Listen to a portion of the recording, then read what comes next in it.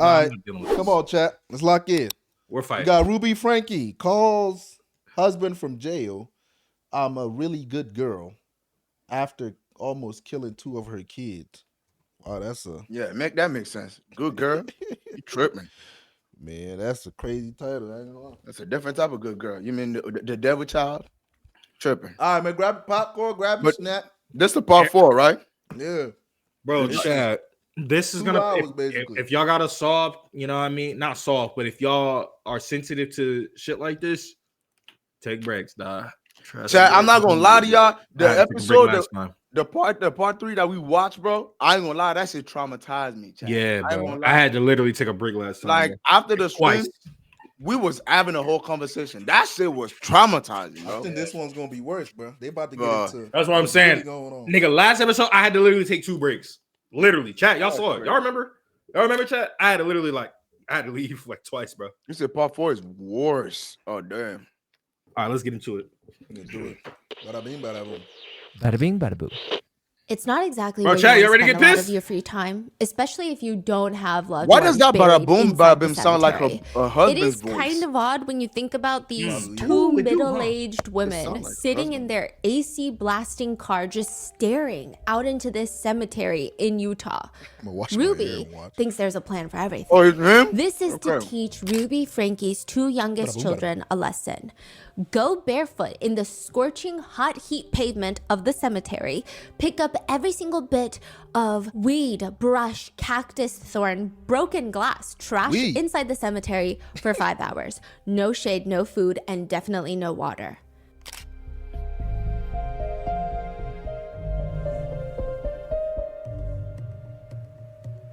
The youngest, the little 9-year-old girl, screams for another family, for water, for food, care, love. But Ruby and Jody, they know this is all manipulation. That's the plan, okay? This is what they've been doing until one day a woman stops to watch them. This woman starts taking pictures of them. She's taking videos right now, right? Ruby turns to her kids and tells them to shield their faces from the picture while they continue to pull the weeds. But after about 15 minutes of this woman just watching Ruby, forcing her kids to pull weeds at the cemetery, the woman approaches them. What are you doing here? This isn't your land. This is a reservation and you are trespassing. How would you feel if I came around and started poking around your cemeteries? What are you stealing here? And Ruby writes in her journal, nothing. We're weeding. We're picking up trash, weeds and broken glass. You can see for yourself. Leave. Get off our land. This is a reservation, meaning it's literally reserved for indigenous people. It's not enough for you guys to come and take all of our land. Now you want more? Now you want our That shit is cemeteries cursed. too? What That is land is wrong cursed. with You you? gotta be You weren't careful with that. raised right. So much disrespect. What are you doing in our cemetery? I mean, no disrespect. We're honoring your people. Right? It's not like it'd be her. Ruby later states that it was not worth the fight. She collects her kids and gets in the car. This graveyard torture will have to stop for the time being.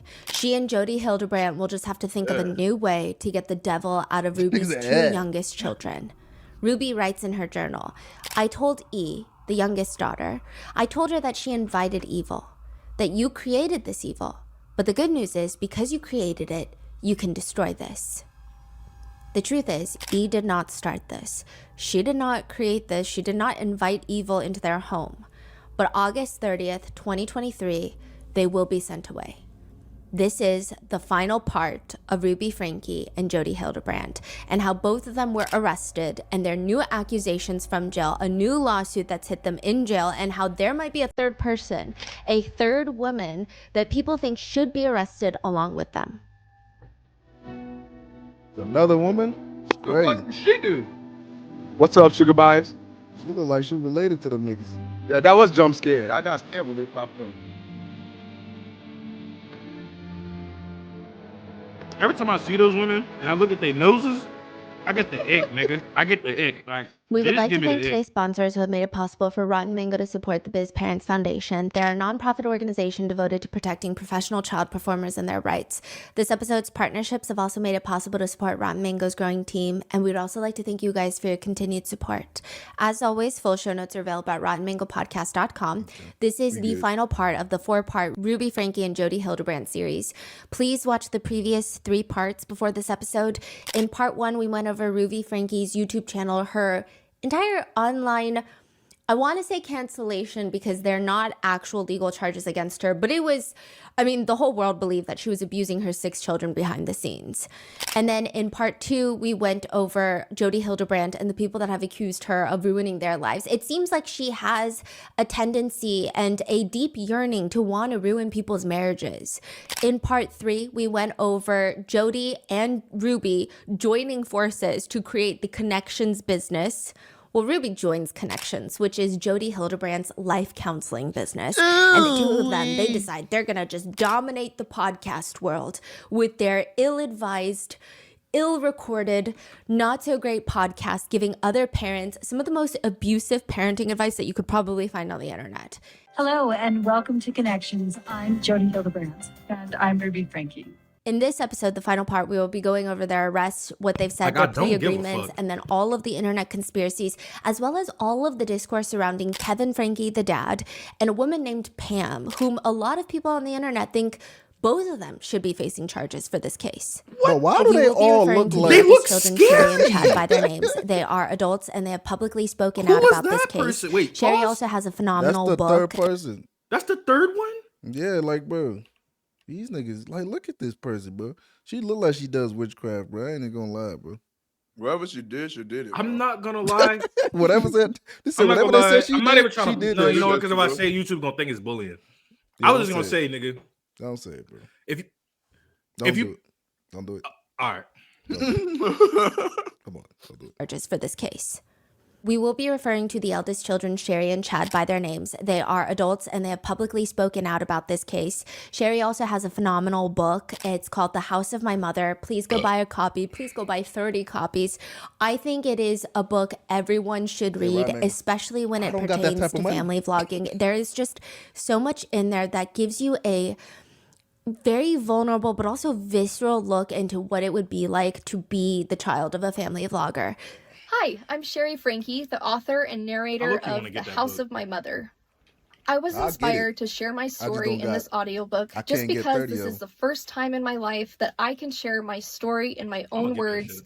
and take back that power.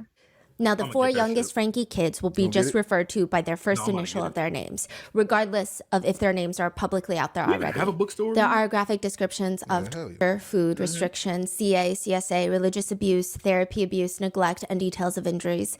So with that being said, let's get started. Clark and Debbie are not expecting anyone when the door rings. There's Answer a the door bookstore right now. buffet But if here. you'd like to leave a message, you can do it now. They're older. I mean, they don't move as quickly Finally, as we they gonna get used to to. this clip, And by man. the time that they get out there, they can barely make out this figure near the, it's a tiny figure near the door. Whoever was knocking was almost walking all the way away.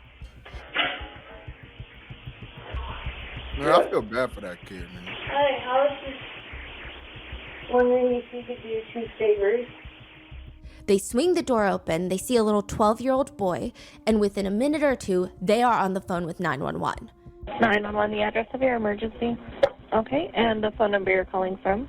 Tell me exactly what's happened. I just had a 12-year-old boy show up here at my front door asking for help. And he's said he just came from a neighbor's house, and we know there's been problems at this neighbor's house. He's emaciated, he's got tape around his legs, he's hungry, and he's thirsty. Okay. Okay. But he has duct tape around each ankle. That's crazy. Yeah, there's sores around him. I think there's a good chance he's been... Clark's wife, Debbie, shouts in the background, "We need someone immediately!" Oh, and he has them around his ankles. I mean, his wrists as well. Okay, this boy has been... Clark swivels in the patio chair so that the little boy can't see his face. Clark starts choking on his words and he tries to take a deep breath to calm himself down. This is very different from when he first opened the door. When he first opened the door, he didn't understand the situation. Yeah. And when the little boy asked for a favor, he had asked the little boy, Well, what are they? Taking me to the nearest police station. Well, actually, just one's fine. but now seeing what's happened to him, he's getting emotional. He can't even talk on the phone to 911.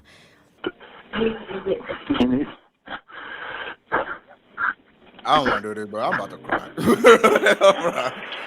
God. Oh, This kid is obviously been. I said He's been he's been detained. He's obviously covered in wounds. Is Jody up there right now? Yes. Okay. Jody Hildebrand is up there right now. Okay. So she may come looking for him here soon, but But thank God these niggas was home, bro. he's not gonna, obviously. All right, we need the cops here as soon as possible. I'm just asking where he is now. Yeah, she's a bad lady. It's crazy because I know the cops take at least 30 We to didn't an hour to realize how get there. bad. Yeah, it takes a minute. When Clark had asked the Unless they little got a boy police about why he has unit duct tape in the- around in him, the he said community. it was personal business, but it's my fault. He said it's his fault that the injuries underneath the duct tape, the deep wounds, Thank you. he said it was caused by rope, but again, it was his fault. The police rushed to the house. Ambulances are meeting them there, and when they see this little boy, they offer to carry him from the driveway to the ambulance because he looks so incredibly frail. He's got injuries around his ankles, so undoubtedly it's probably hurting every time he takes a step. They want to carry him, but he is determined to walk by himself. One of the first officers on the scene notices a few things about the little boy. I mean, there's obviously things that they can't ignore. He's just all skin and bones. But on the upper part of the ankle, the Achilles tendon, you could just see all the tendons. Oh my Like, that's God, how look deep at the him. injuries were. He had My never God. seen anything like that before. The little boy turns to him and he says, I have a younger sister in that house. Yeah, I was waiting. When Like, did you gonna last say see something? her? It's been over a month. Oh my God. 11:52 a.m. The officer bursts Crazy. in through the closet door in Jody Hildebrand's home, and quickly he uses his body to shield the closet from the view of his rifle because he's got this giant rifle just hanging by his side, and he tries to hide it as he reaches out his hand, and his voice suddenly becomes high-pitched, as high as he can make it go. You come in, my buddy. I'm a police officer. Are you okay? Do you need? There is just this little girl sitting crisscross applesauce in the middle of this empty closet. She's not crouching, she's not hiding. She barely even reacts to the door being slammed open. And there's an officer with a rifle as tall as her walking in. We can't see her face, but her body language, she almost appears like she's disassociating. Now, side note, her hair is almost cut in a shaved pixie cut. Many officers actually thought she was a little boy. Hey, you okay? Is this just you in here? I'm Sergeant Tobler. What's your name? No response. He squats down. Contact one. You okay? Huh? You doing okay? He offers his hand. She still doesn't move. He's trying to be as calm as possible. The energy that he gives is like he's approaching a stray kitten that he doesn't want to run away in fear. You don't want to talk to me? Yeah, that's okay. Can you come with me though? We got Jody out here. You know Jody? She's outside with us. Yeah, that's so sad, Joe. You take your time, bud. I'm in a hurry. I'm a police officer. Did you know that? I don't mean to hurt you at all. You doing okay? Are you scared? Yeah? You're okay. Do you need help? No response.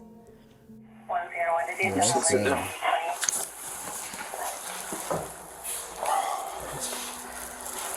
It's okay if I just sit here with you. We don't have to say anything. If you don't want to. 1:40 p.m., an hour and 50 minutes later, another officer walks in with a small personal-sized pizza and a Pepsi. Like, look at him, bro. Yeah, I'll put this here, okay? You want to hurry? You can eat. There you go.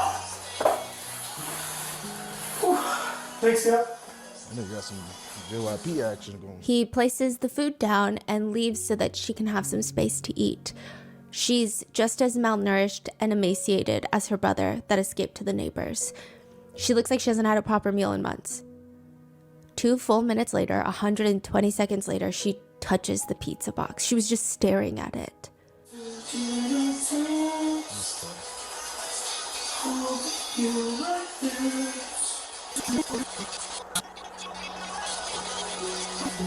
You're more than welcome to eat. You can eat all you want to. That's all you. That's so tough, bro. She takes another 30 seconds before opening up the box, lifting it up, and taking a small bite.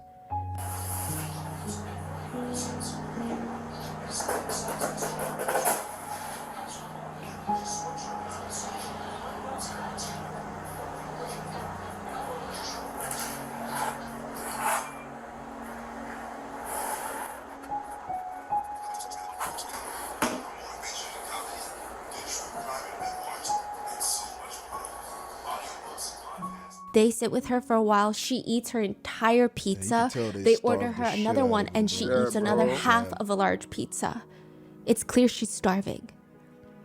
3:36 p.m., 3 hours and 40 minutes later, after finding her in the closet, she's barely said a few words. She's barely moved other than eat that pizza. She's just sitting there, staring at the floor.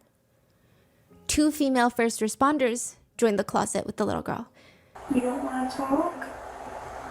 Okay. There's nothing I know you want to talk about. It's okay to talk to me.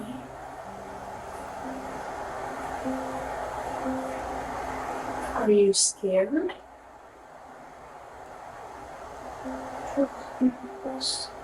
What? You can barely make out what the little girl says, but it sounds like, "I'm nervous." And so they promise her nothing's gonna happen to her. One of the female first responders says, We promise. Pinky promise. We helped your brother. And we got him some help too. And that's what we want to do for you.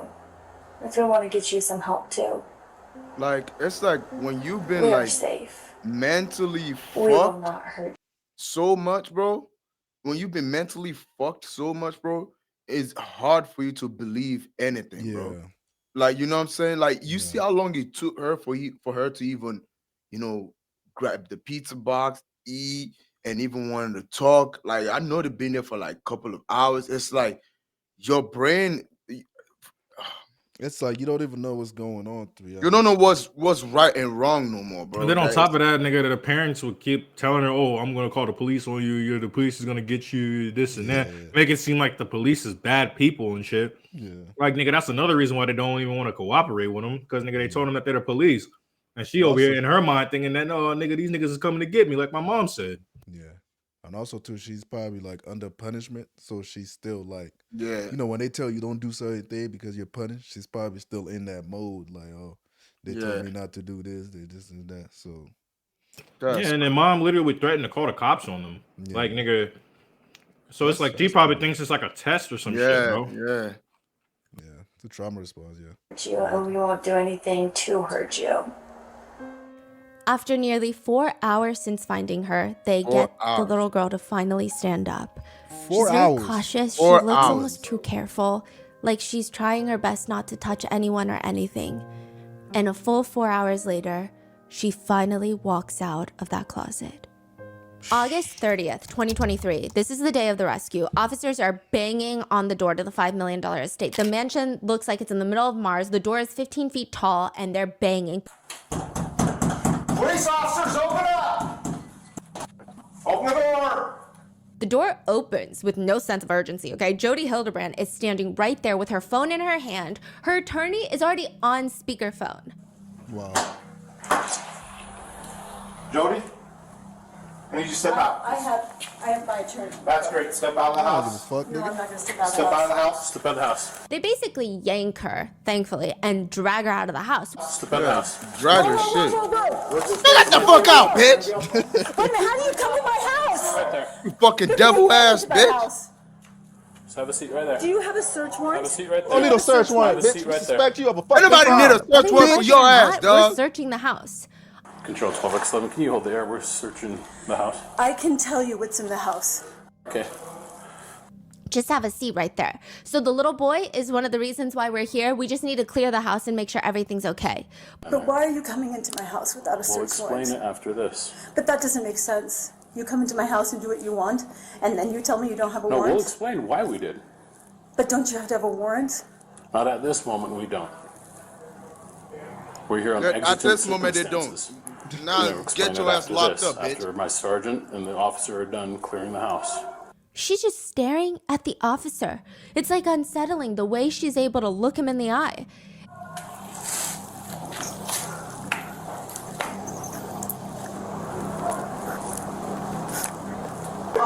She knows she Oh shit! Else in the house? A camera Yes. on? 2 kids? There's a little girl. Just one? She's right over here. Okay. How old is she? She'll be 10 next week. Okay. And she's on this side? I You have ain't got, Airbnb you ain't got guests over superpowers there. to know this one Probably scared coming. me to death. Okay. What is this? You hear that? I have Airbnb guests over there. Probably scared me to death. Okay. Bitch, you doing Airbnb Which, at the side same? note, why are you not worried about the 10-year-old girl being scared to death? The police say once they get in there, I mean, you're just looking through each door, closet. You go downstairs, there's a basement, and it's just all concrete walls, concrete floors, concrete ceiling. We found what looked like a safe that could have been used for guns or a safe room. It's like a giant door vault. It has numbers and the whole wheel in the center. It looks like a bank vault, a giant bank vault.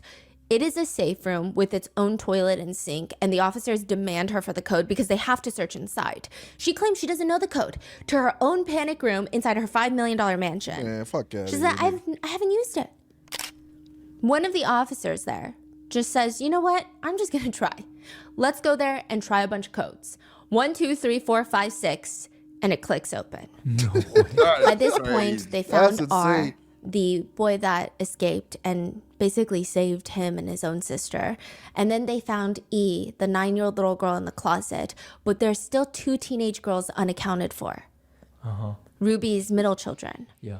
Inside the safe room, the panic room, they find rope, handcuffs, gauze, medical dressings for wounds. They find this thick red paste in a bowl. It's honey and cayenne pepper, which was made to put on the wounds. Ruby and Jody had 4 kids under their care. The little boy went to the neighbor. The little girl was found in the closet, and that means the 2 honey and daughters that are cayenne left, pepper. they still need to find them, and they are not in this safe room. This safe room is empty. And Ruby is not in the house either. No. What in the Purgatory is fuck? death suspended. It's where souls go after death to undergo purification before entering heaven. That's what purgatory is. It's supposed to be like a temporary state, a rest stop for those who are saved but just need to be purified. If someone you know is in purgatory, probably the last thing you want is to hear from them. Kevin Franke picks up the phone. This is a call from and paid for by Ruby Franke, Purgatory Corrections, an inmate at Purgatory Correctional Facility. She called This call Kevin? is subject to recording and monitoring. If you don't wish to talk, Now all of a sudden she want to call Kevin. Ruby's voice is relatively After chasing calm, that nigga almost out the house. stoic. She That tells is her some husband fuck- and tries to almost reason with him because, yeah, she was arrested for torturing their 2 youngest children, but she asks him, And please see the truth. I know it's obscured. I'm where I see the facts, I see the truth, and that's what I'm gathering.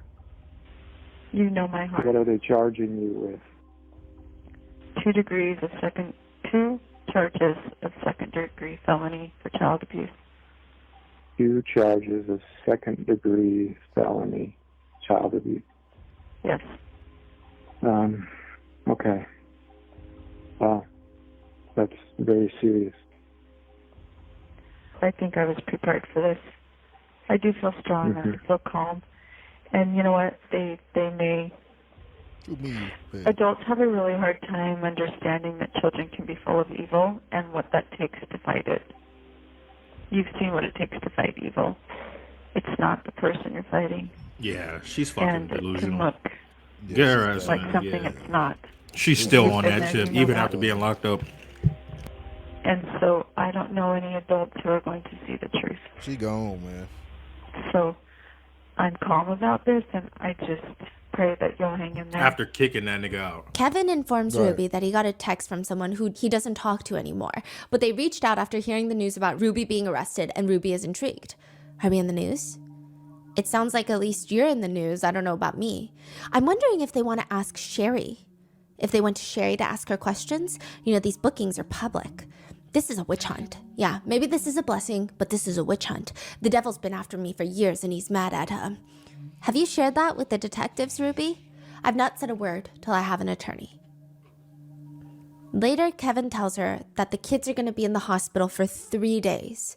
The two that they rescued, 11-year-old and 9-year-old. And she responds, so weird. It's just not necessary. They're trying to exaggerate this. In another call, Ruby tells Kevin, It was horrible. It was torturous last night, hearing the screaming and the banging and people. It's like, okay, that's upsetting. But the most upsetting thing is that I am completely misunderstood. That is the most horrible feeling.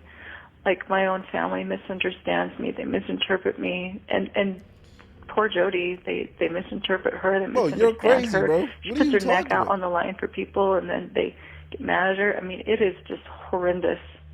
It's horrendous. And you know what? Every Joseph Smith, every wonderful man of God has had to be misunderstood.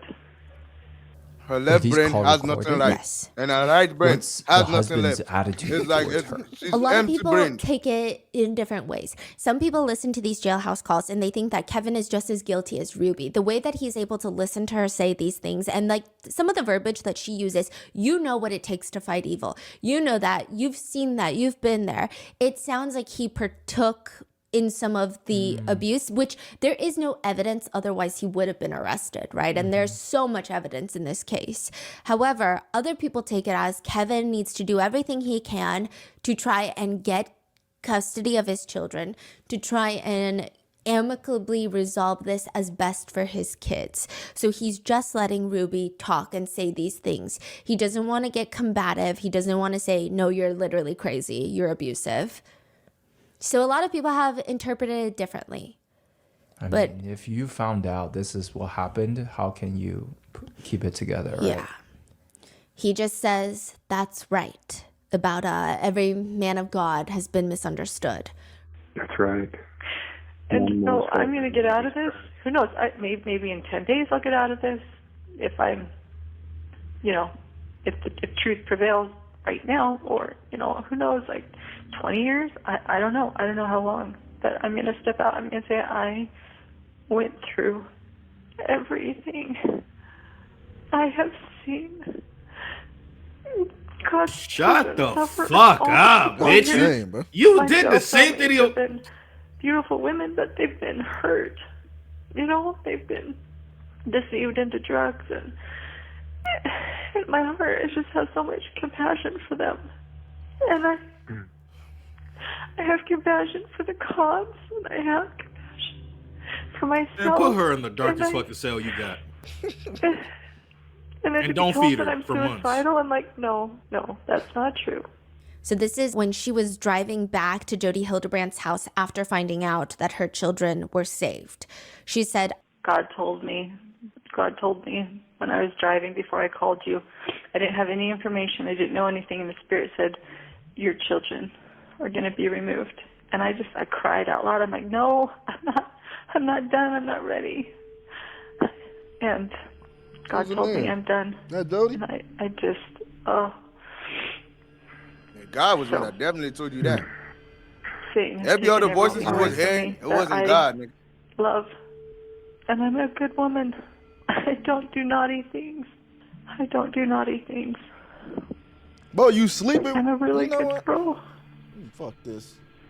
Ruby, I'm going to do everything that I can to keep truth in our family. And Thank you. I am committed to our family. I'm committed to you and our marriage, no matter what happens. Man, get this nigga too, man. I don't give a fuck. I will Find be that here nigga's to support location. you Bro, in get this any way nigga. that- I don't want to that hear nigga. enough of this nigga talk about. Bro, you stop talking to your kids because she told you to stop doing that, bro. You left your house because she told you to leave, bro. And now you want to say I'm committed to this family? No, nigga, you can suck a fat one, bro. Fuck no. Get that nigga ASAP, nigga. I don't give a fuck, nigga. Snatch him. I will be here to support you in any way that I can. Bro, she didn't support you. What are you doing, man? The jailhouse calls get released to the public and everyone is confused. Is this not the same case? The way Ruby and Kevin are talking about their children and about what Ruby and Jody did, it doesn't even match the evidence and the severity of this case. The way that they're talking in these jailhouse calls, it almost makes you be like, wait, do they not know what's happening in their own worlds right now? I'll be back. August 30th, 2020. Go pee, man. Yo, chat. This shit pisses me off because this thing is, oh yeah, I'm gonna be there for our family. Bro, she kicked you out, bro. Moved your therapist into the house and start fucking them. All right? Mm-hmm. On your daughter's bed. Crazy. And she told you not to talk to your kids at all. And you send me, oh yeah, I'm gonna step up. Thank you for stepping up. Nigga, fuck no, nigga. Nigga, fuck you. Like, nigga, you not about to kick me out of my own damn house. And then couple months or couple years, I don't even know how long it's been that nigga was gone, bro. You come back talk, oh yeah, I misunderstood. You know, you're not misunderstood, bitch. You crazy. In their own worlds right now. August 30th, 2023, the day that the little boy is rescued, there's a whole crowd of paramedics, fire rescue police, all surrounding the boy. And one officer who has his body cam on is standing off to the side, just observing, when a paramedic walks up to him and says, I am. So I got my shades on. Got pictures. I'll take more if you want me to. You send them to you. The paramedic wipes her face with her arm, and later in an interview, she says, it was the first I had ever been on any sort of call like that. I mean, to see that little boy appear to be so okay when everything he's been through, it was like a punch in the face. One of the officers said, you could actually smell the flesh. It was the most terrible thing they've ever seen. Ruby and Jody would enact prison war levels of torture. And I don't say that to be dramatic. I think prisoner of war torture can be very specific in the sense that sometimes they don't want to leave marks. So they find the most creative acts to torture people. Ruby and Jody would enact poking torture on the kids. They would use what they called a cactus poker, which appears to just be a stick with a cactus spine on it, and poke both of them, which is not only painful, it is almost invisible. One person online says after getting cactus needles stuck in their body, I had to lay across the bed on my stomach and endure the pain of having the needles taken out of me. It took a week and a half to get them all out as they were nearly invisible. You would need a magnifying glass to see them. Just leaving my hand all tingly. I managed to get most of them out, but a few of them were still lingering under the skin, and I tried glue, masking tape, tweezers. You can't even see the ones that are under there, and it was burning. Damn. One person says, the cactus fuzz is basically the equivalent of fiberglass. Thousands of tiny spines called glockids that just stick to you and irritate you, and it's the most visceral pain that you will ever feel. Jody admits that she would physically force Ruby's 9-year-old daughter to jump into a cactus multiple times. They would make the kids jump on trampolines, trampoline torture. R specifically had extensive injuries to his ankles. Remember, they said they could see his tendons. And considering how frail he was, to make him jump on a trampoline is downright cruel. Ruby rewind that shit. Even though it's bloody, if you look above, pause. Tendons. And considering if you look above, I don't know if that's like his hair on his body, but nigga, that shit do look like some type of like cactus, fur on like. No, I see that part too. I see that part too. It's crazy, but if you look down below, bro, like I don't know if go down all the way to like what? Yeah, like I don't know if that's his hair. Oh, that's like the cactus type of like, yeah, bro. And that shit look like kind of swollen. That's tough, man. How frail he was, to make him jump on a trampoline is downright cruel. Tiny, Ruby journals, today I asked him to take off one sock by balancing on the opposite foot, lift one foot up and remove the sock while staying balanced. He fell over, hit his nose on the ground and began bleeding. I gave him a wet rag to wipe his face in toilet paper. He dabbed his face merely to smear the blood. Then he blew his nose so harshly through the toilet paper he got new blood on his face and all over his shirt. The easiest exercise he is asked to do, he refuses with the stature you would expect of a 90-year-old. He plays completely helpless. His body is full of evil, puffy infection, and he won't participate in the responsibility of pushing it out. Based off the children's injuries, along with Ruby's journal, it appears that they would whip the kids with towels, pour cold water on them. R was forced to sleep out on the balcony, reminiscent of Jody's niece, Jessie, from part 2. They were forced to do hard labor, go to graveyards, stand outside in the sun, barefoot in 100-degree-plus weather in Utah, forced to carry large boxes up and down the stairs. They were tied with rope, handcuffs, they were hog-tied, which is an extremely stressful position. I mean, not only that, the ropes and the handcuffs would dig as deep into R's wrists and ankles that you could practically see his muscles. They would cut through the tissues. Then Ruby and Jody would pour cayenne pepper and honey inside the wounds. There's argument, because a lot of people are like, what is the purpose of that? Is that just pure torture? There's argument that the honey is an olden day treatment for wounds that is probably medically ill-advised right now, but it seems more like it was for torture, because the cayenne pepper seems to hold no real purpose in this healing method, and to add it to honey, it feels like the main purpose is to make sure the cayenne pepper sticks to the open wound for maximum pain. It's pretty clear that Ruby knows what this is doing to her kids.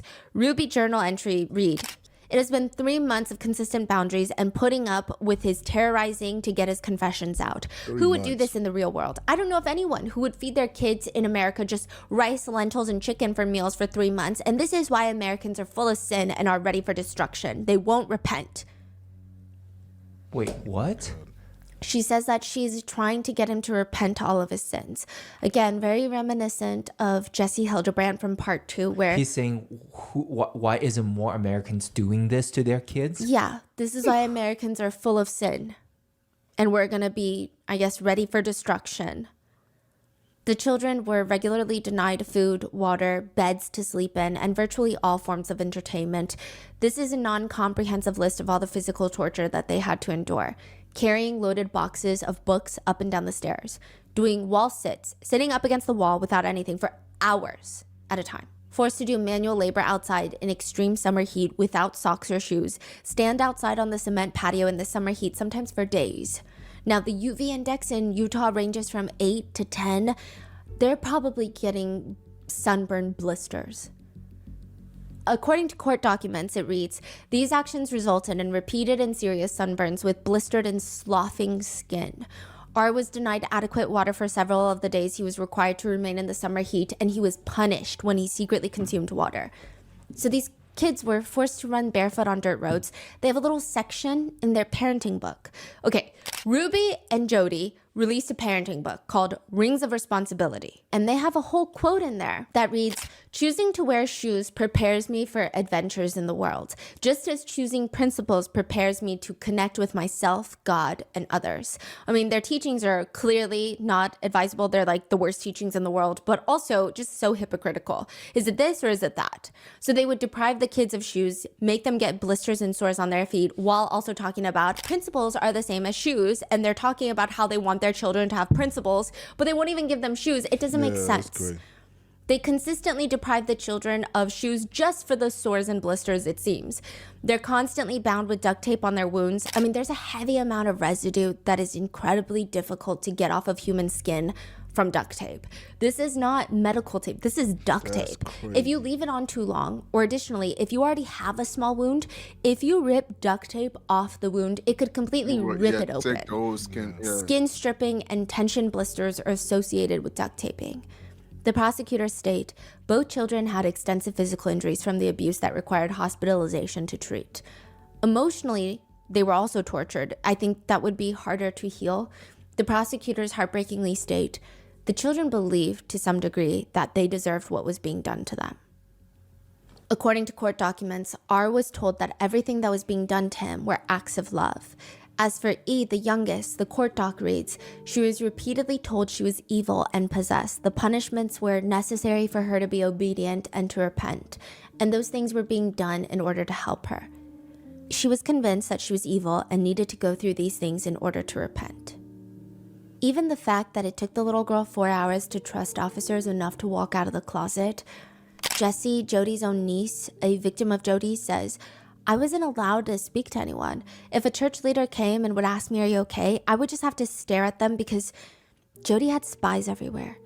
She had people reporting back to her anything and everything that I did. So if I did talk to someone, she would find out somehow. Like the amount of paranoia and fear that I had, I was like, I can't talk to anyone. The prosecutors state that it was like a concentration camp setting in their home. They state child abuse to this degree is something that is super abnormal. Everyone who has worked on this case has gone home and cried. Ruby and Jody end up pleading guilty. They get a deal to plead guilty to 4 counts of aggravated CA. At first, Ruby seemed like she was going to stay loyal to Jody, but eventually she realized she would get a lot more if she agreed to testify against Jody and get less time, appear to be the victim and not the heinous mother that she actually is. What's aggregated CA? Aggravated child abuse. Oh, okay. That's it, just 4 counts. During Ruby's sentencing, I mean, of course she does everything to blame everything on Jody. She makes a statement during her sentencing. Oh, she switched on Jody. Yeah, or at least in front of the judges. For the past 4 years, I've chosen to follow counsel and guidance that has led me into a dark delusion. My distorted version of reality went largely unchecked as I would isolate from anyone who challenged me. I was led to believe that this world was an evil place filled with cops who control The thing is, she don't even believe it. She has to go with government this. agencies, That's what I'm saying. She don't even believe that shit. brainwashed She has church to go with leaders who this. lie and lust, husbands who refuse to protect, and children who needed abused. She goes on to state that she never worked with Jody. She was never Jody's business partner. I mean, I guess she's trying to make herself seem less like a partner in crime, a partner in distortion, but rather a woman who was taken advantage of by someone who has this psychology degree, who has the power to manipulate her. She says, Jody was employed as my son's counselor in 2019, and in 2020, I paid her to be my mentor. It is important to me to demonstrate my remorse and regret without blame. I take full accountability for my choices. And it is my preference that I serve a prison sentence. Thank you to the officer. Okay, your preference to serve a prison sentence, if I were a judge, that alone would make me throw the book at someone. She would do this very aggravating thing throughout all of this, where she lists all the officers' names, the ones that were called out to the house to rescue the kids, and she thanks them. She says, "You were the angels who came and saved my children." I especially want to thank Detective Jay Bate. She plucked me out of the situation I didn't know how to get out of. And the moment she handcuffed me, it was the moment I gained my freedom. Thank you to the medical staff at Intermountain Hospital. Your tenderness and professionalism helped heal my children.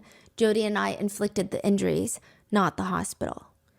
Obviously, why would the hospital be inflicting injuries? Were you not just complaining that 3 days in the hospital was 3 days too long for your kids? Also, did Ruby win some type of award? Like, what is this bizarre thank you tour? She goes on to, I kid you not, thank the DCFS, the Children's Justice Center, Judge Basil, and other key adults. That's her quote. Man, I don't know they what told that her to means. do it, She man. thanks her bishop. Yeah, She thanks another she church has to leader. do this. She She has to continues, say this. thank you to the Washington County Prosecutor's Office, Ryan Sham, That's the legal crazy as fuck. assistants, the Discovery clerks, Eric Clark. What the is this the first time you ever heard someone say that? Yeah. I don't know what's happening right now. I fully wish that I was kidding, but she continues to thank her attorney, all of his staff, whoever Randy Kester is, and her friends, Pam and Roy. Hold on to Making her Pam. glaze, Hold on to Pam. She brings up her in-laws, Kevin's family, her cousins, her aunts, her nieces, her uncles, nephews, just everything. At this point, wrap it up. You know, thank the mailman and let's move on, because you don't seem remorseful at all. You're giving a statement and this is who you choose to thank. Like, this is what you choose to do with this. She thanks her parents, her siblings, their spouses. She apologizes for publicly dragging them into this. And then she says, Kevin, my husband of more than 23 years. Get the... You are the love of my life. Oh, yeah, you can... Fuck you. So sorry to leave to you to finish what Man, we go both started suck together. a fat one, bro. I don't Fuck give a you. fuck, The bro. ending of our marriage is a tragedy. Take your fucking And you are mental wrapped ass. around my heart in a knot I'll never be able to undo. Shut the hell up. what about her Boo kids? hoo. Finally, she brings up the kids. This is after all of this Shit out needless my ear. yapping and the thank Give you a fuck. tour. She finally brings up the kids. She doesn't list them by name. She doesn't even list the adult children by name. She just says, To my babies, my 6 little chicks, The fuck out of my You ear were with part of dumbass me. shit.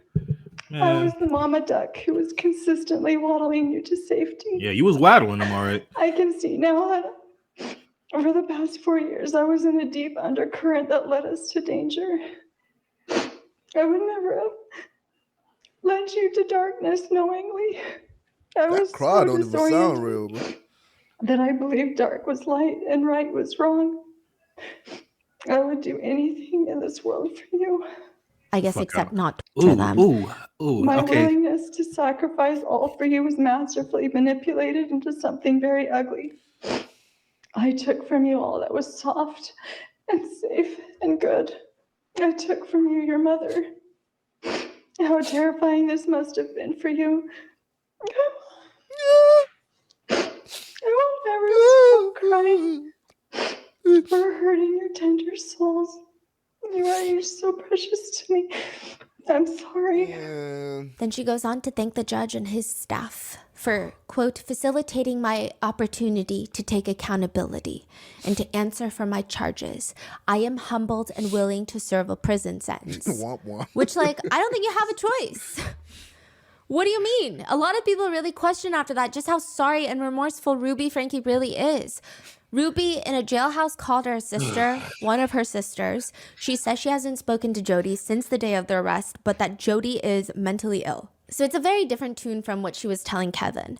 But she says, I think putting the pieces together and just seeing, like, she knew she was lying the whole time. Like, and it's embarrassing, too, to, like, repeat it. It's like, oh, my gosh, how gullible was I? Oh, my gosh, how much power I gave this person, and I didn't see it. I didn't know she wasn't honest. I didn't know she would lie. And it's like, what else has she been lying about? Where else have I been deceived? Jordy just looked like a throw up, Has been the strangest and the most miraculous intervention. It put everybody where they needed to be. It separated me from Jody, so I'm not hearing her. And I think just being gone and not hearing her has cleared a lot of things up for me. a former cellmate of Ruby's has come forward to share her experience. Like, bro, being in if the I same could jail tell as this Ruby. woman to her She face to says, "It was shut the interesting to fuck watch up, Ruby like, in bro, jail." She only saw her for about 3 days, but I it would was yell at the top of my She said lungs in Ruby her was fucking face. desperately playing mother hen in prison, okay, in jail, in her cell block. Ruby thought the other cellmate was going through a drug withdrawal. So weirdly, she's doing this thing, putting the blanket over this random cellmate and then tucking it, going around tucking the blanket under her, mothering her, nurturing her. When she wasn't doing that, she would just walk around with a Bible in her hands, carrying it at all times, glued to that thing. She says Ruby just kept holding it to her chest and she would close her eyes. And the cellmate is like, are you okay? What's wrong with you? Are you okay? Are you fine? She starts sobbing. I just miss my kids. I know that's what she's about to say. Something about it felt completely empty, like with no depth. The response was weird. Which there have been a few updates since the sentencing. Ruby has allegedly now accused one of her kids, both of them, the youngest, of watching explicit material since they were 3 years old. Wait, so she apologized or thanked everyone nonstop, saying that I love all my kids, blah, blah, blah. And now she's accusing the kids again? She's basically just trying to justify what she did. She's like, I'm not actually evil. The reason that I thought that there were demons in my kids is because... And a lot of her journal, there were redacted portions, and it is a lot of people's speculation I'll that see what it we're was talking about. None of Ruby that and shit was Jody real. forcing the kids to confess to things that they never did, which is a common theme that Jody Hildebrand is doing. Jody Hildebrand did that to her own niece, Jessie. She would force Jessie to claim and to confess to having 36 abortions. I mean, Jessie was 14, had no idea what an abortion was. Ruby allegedly claims that her underage children were assaulting their cousins and assaulting each other, and they had abused 20 neighborhood kids because they're, I guess, essentially sex addicts, which, by the way, this is, I mean, it's a lie. I don't know what else to say. We don't even know exactly how Ruby has levied these accusations. It's just a very messy situation, but it just goes to show how gross they are. Yeah, so hasn't changed at all. No. And there is no truth to anything that I don't she's know why people saying. surprised. It's just like, it's just extremely vile, especially because Man, keep her by ass in law, that bitch for once life. an accusation like this is levied against a child, they will automatically have to be placed in a home without any other children until an investigation is done. A lot of netizens believe Ruby is still torturing her children from prison. Adam from part 2, do you remember Adam? He went to marriage counseling with his wife, and Ruby tried to put him in prison, accused him of essaying his 1-year-old daughter. It was a mess. Yeah, that was Adam crazy. from part 2, he says he wouldn't really be surprised if this is an accusation that they definitely uttered, because he says this is exactly what Jodi does. And now Ruby is taking one out of her playbook, accusing people of being predators to hide their own crimes. That's what they do. They say, oh, my victim? No. They're not victims. They're predators. He says Jodi and Ruby are doing what Jodi normally does to full-grown men, which is accuse them of heinous crimes and then torture them relentlessly while accusing them of being terrible people. But now the only problem is they're doing that to children. To children that they tortured and abused. Not the only problem, but an even bigger problem. It's crazy. Ever wonder what truly drives sales success? Because behind every thriving business is like a powerful engine. It's like the business behind the business. Now, a lot of people feel like whatever Ruby said during sentencing for the judge is not how she actually feels. She feels zero remorse. One of her calls to Kevin and her family sound not particularly remorseful. And one of Ruby's former cellmates did an interview. She says Ruby had this childlike smitten crush on Jodi in jail. Oh my God. Yeah. What do you mean? They're like together in jail? Ruby is in jail with this cellmate. And this cellmate had seen Jodi around. So she knows both of them. She's seen both of them. And Ruby in the cell, all she's doing is fixating on Jodi. She's not asking about her kids. She's not wondering about her kids. She's not repenting. She's not remorseful. She's like, I'm complaining because why are Jodi and I separated, according to the cellmate? She's confused why they're separated. Ruby apparently said, God, how long are they going to keep us in here? Why did they separate me and Jodi? I don't understand why they would separate me and my friend. The former cellmate says, quote, Ruby was really, really concerned about Jodi. She said she wanted to talk to her, wanted to see her. And the cellmate was like, oh, that's your friend? I saw her briefly. She's like, oh, what did she say? How did she act? Did she say anything at all? She seemed pretty distraught. She didn't want to talk about anything at all. She was crying a lot. Her eyes were swollen really bad, kind of like squinted. You could hardly see her eyes. She looked pretty distressed. I said I asked Jodi why she was in jail.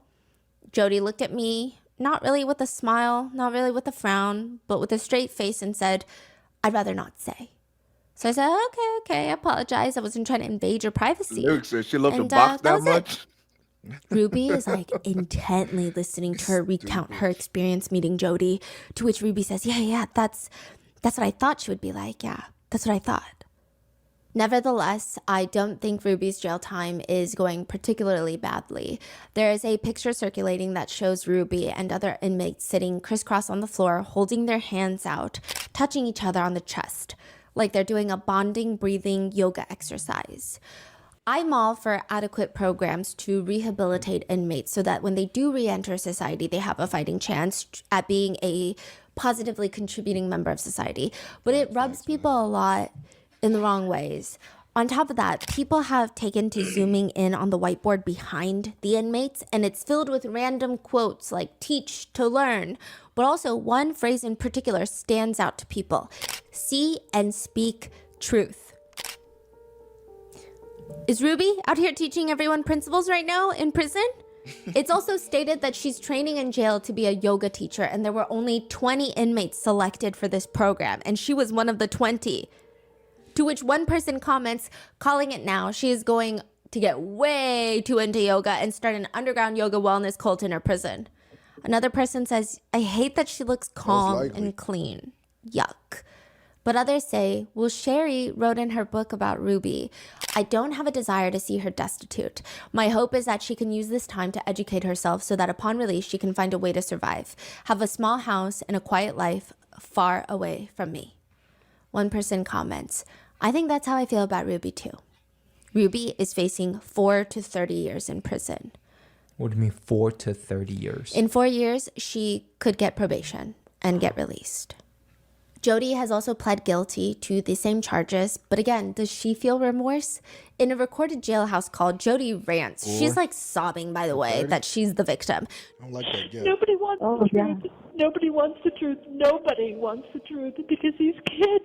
It's all the devil. You've seen him. I mean, I've known you, for 5 years? You've watched him come at me, come at me, come at me, come at me. And he uses these kids, the adults, the parents that don't hold the kids accountable. Them So niggas now in the background. it's abusive stupid to as make a fuck. kid sleep on the floor. It's abusive. Or it's abusive to, it's ridiculous.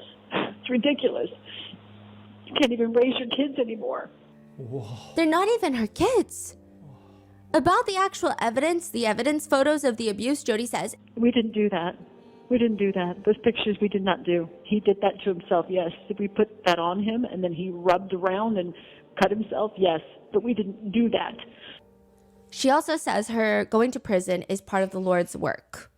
Yeah, thank the Lord, lock her up, right? Yeah. But she claims that the Lord says before the second coming that they shall lay their hands on you, they shall prosecute you.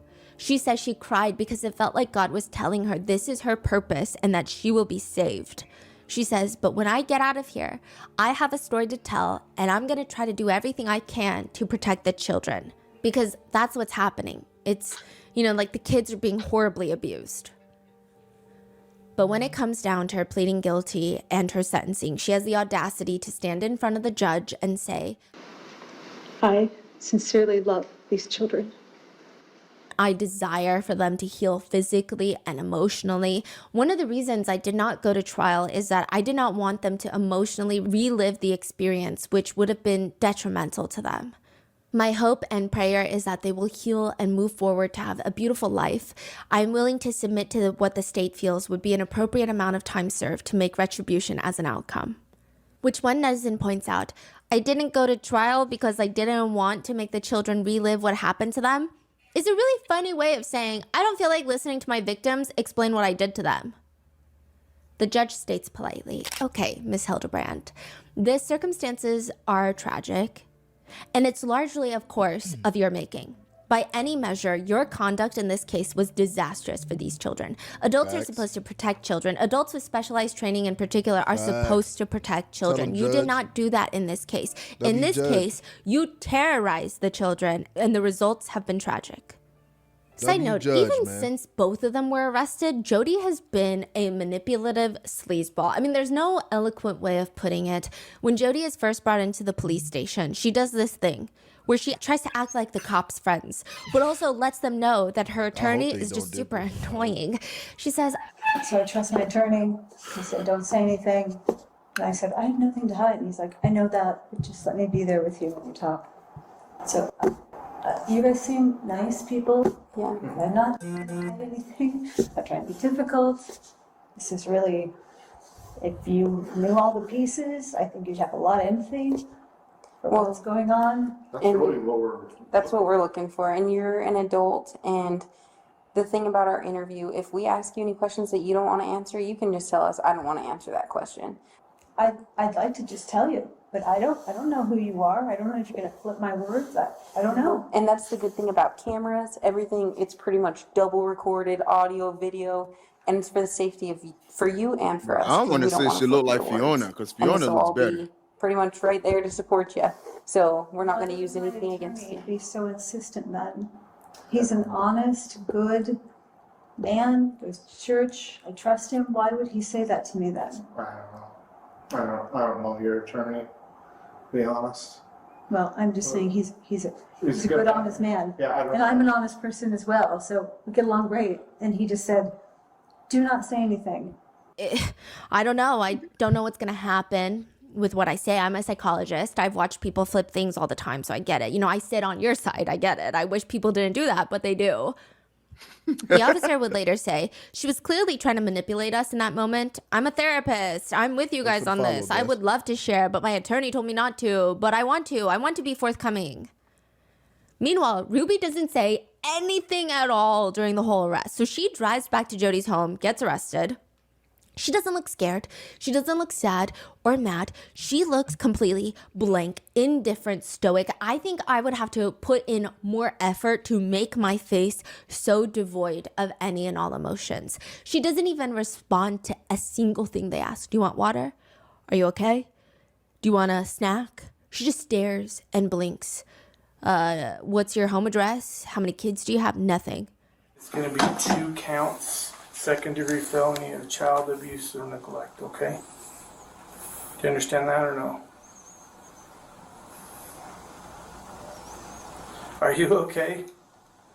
I'm wondering if there's like a medical clearance that needs to... You're sure you don't need medical attention or anything like that?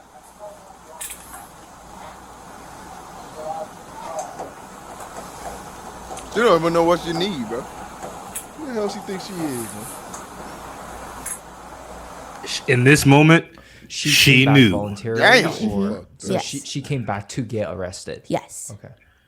Now, the officer says it was creepy. It was In awkward. that moment, she The officer said, later says, I mean, I'm the main character. What that one nigga said? Is my life over?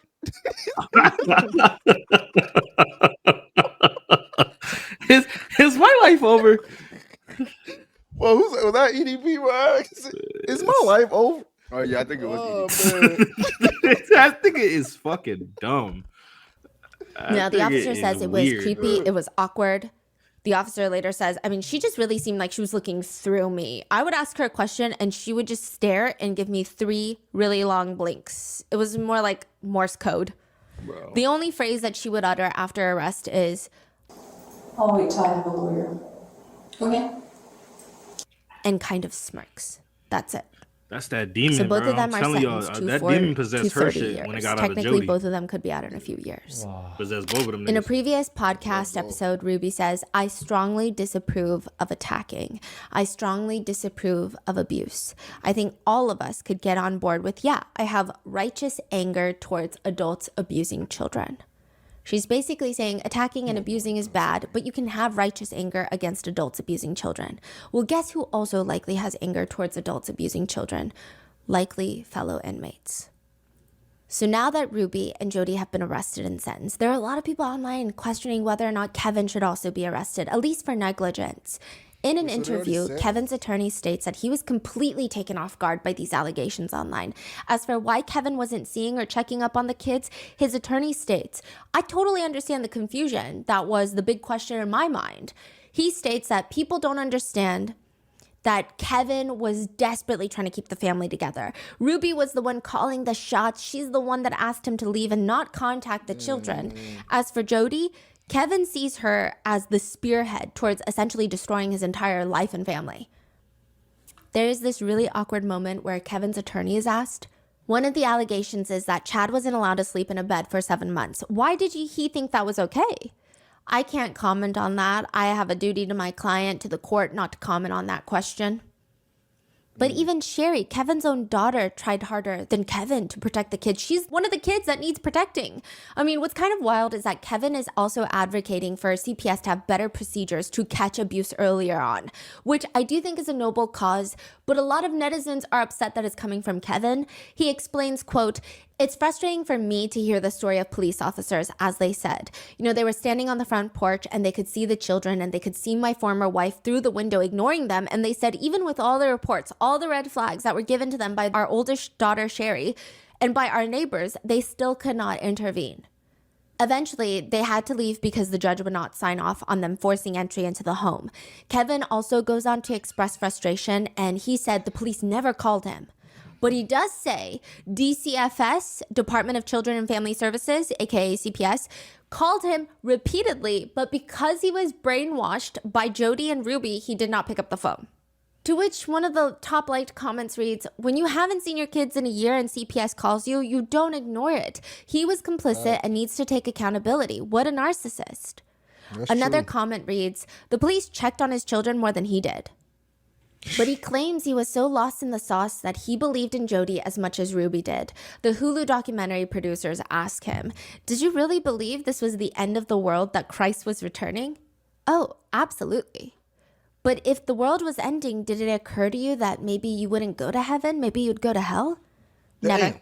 It never crossed my mind because we were preparing for it and we weren't alone. Which a lot of people are split about this. Some people believe that Kevin and Ruby both failed their kids, but because Ruby helped physically torment and abuse their children, whereas Kevin just left and stayed brainwashed, allegedly, they think that Kevin is less culpable. But others say, no, think back at everything that's happened before Jody even came into the Frankie's lives. Remember the first internet cancellation of Ruby, Frankie? And I say internet cancellation when personally it just feels like abuse, but for the sake of keeping the charges separate from the internet warning signs. But when Chad revealed that he hadn't slept on a bed in 9 months, he was sleeping on a beanbag, Kevin was one of the first people to defend the situation in a vlog by stating, the things that we show and share and the things that many of you are criticizing and calling abusive are actually things that mental health professionals have counseled us to do. So he was very firm. He believed in all of this. Even later, he tells authorities that he supported his wife through helping Chad, quote, choose honest and responsible choices. He also says that was what the internet uproar was, right? Indicating he does not side with the internet and the public's view even few years down the line, but rather he sides with Ruby. He argues later in People magazine, a lot of the physical violence that was described was hidden and kept from me. I didn't even know those things happened. And I think Ruby was really careful to hide a lot of that from me. As far as the things like sleeping on the beanbag, removing Chad from sports, teams, and things, all of those directives came from Jody, the licensed mental health counselor. I definitely voiced my opposition and concern, and it was always flipped back onto me saying, well, this is why your children are disobedient. This is why you're having problems with your children because you just enable them all the time. You are the problem, Kevin. But Kevin is also there recording when Ruby is yanking their youngest daughter off the table and screaming at her for interrupting the vlog. He's the one that laughs and says cut in front of the camera lens with his 2 fingers. So is it all Ruby and Jody hiding the escalating abuse from Kevin, or did Kevin have a pretty good idea that this was happening?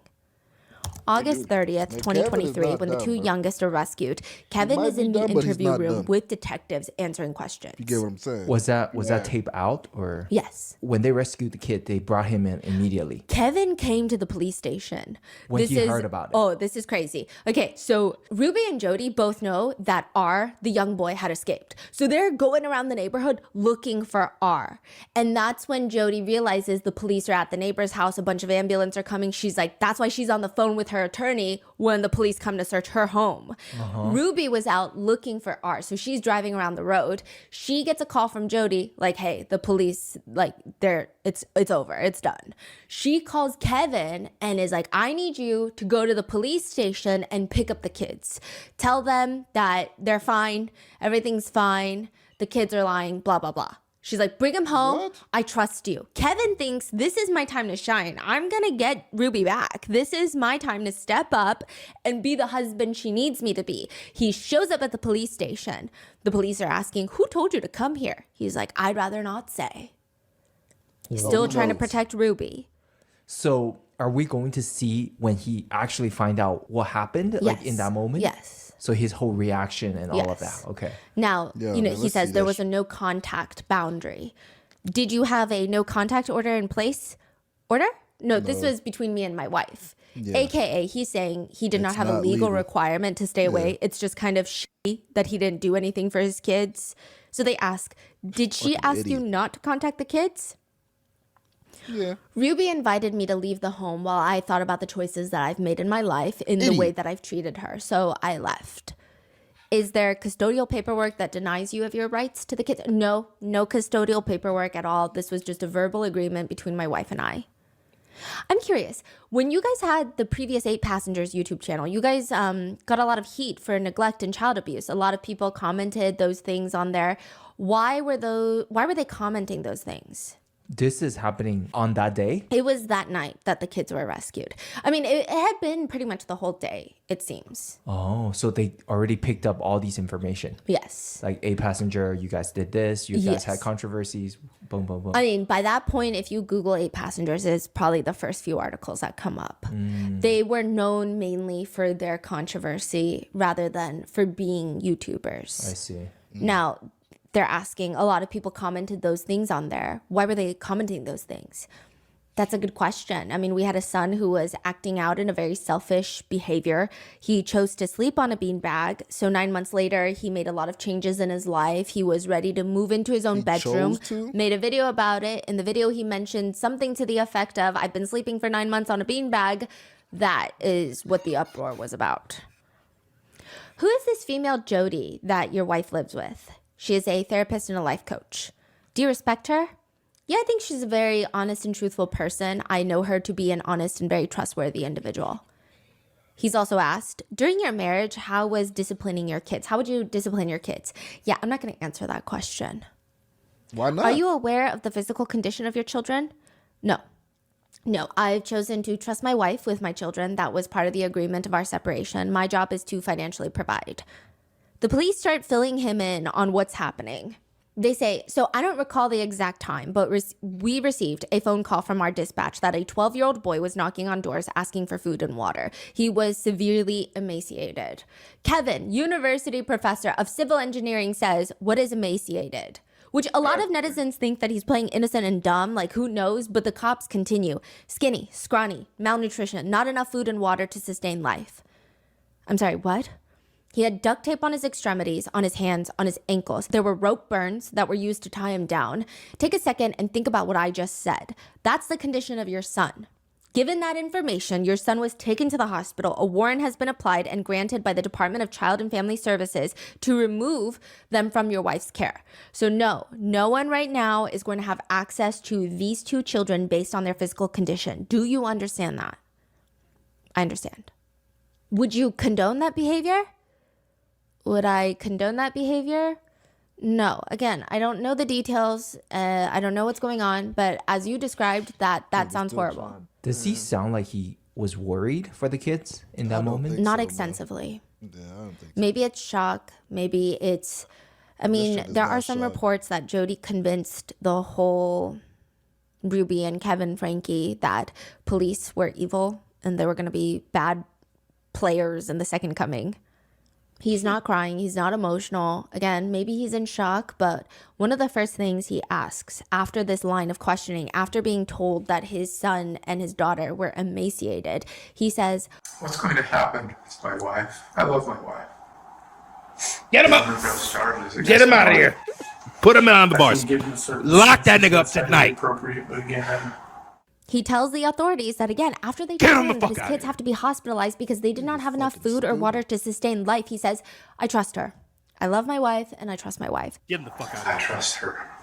But I love my wife and I trust her. Bro, she fucking if he didn't leave the house, if he was at the house. You and your wife, bitch. How about you love her so much? How about you go join her? How about that? How about I lock you up? How about that? Bro, they just told you your kids was fucking walking around with duct tape, and you say, yeah, I trust my wife. Yes, what you trying to say? She did it for a reason, nigga? Man. Bro, this niggas is so manipulated so bad that they don't even, like, their brain is not functioning no more, bro. Like. What's that? I don't think there's a sense of. Oh, you want to be with your wife? Human being in them niggas no more, bro. Throat chop. You know what? If I could, bro, what? You know what it is? I think she has the cock, and he sucks on it. Well, watch your mouth, bro. Yeah, I think she watch got your it, mouth, bro. and he sucks it. That's what it sounds like to me. Yeah, I get that nigga in the maximum maximum prison sentence that we can lay on a nigga's bald head, bro. Yeah, get that nigga up through. Have him sleeping with, I need a big buff black birthy male in that prison too. So like every single time he act out, man, grab that nigga by his shiny ass bean head and throw that nigga in. You know what I mean? I need somebody that's just brute. A Mark Henry nigga. This man into shape, bro. He gotta become a man. Somebody gotta smack some man into him. Yeah. You know what I mean? Get that nigga with somebody that's big, buff, black, Cajun pepper and honey in his eyes. Yes, sir. Because he's blind. He need to see. We need somebody in there that can teach his eyes.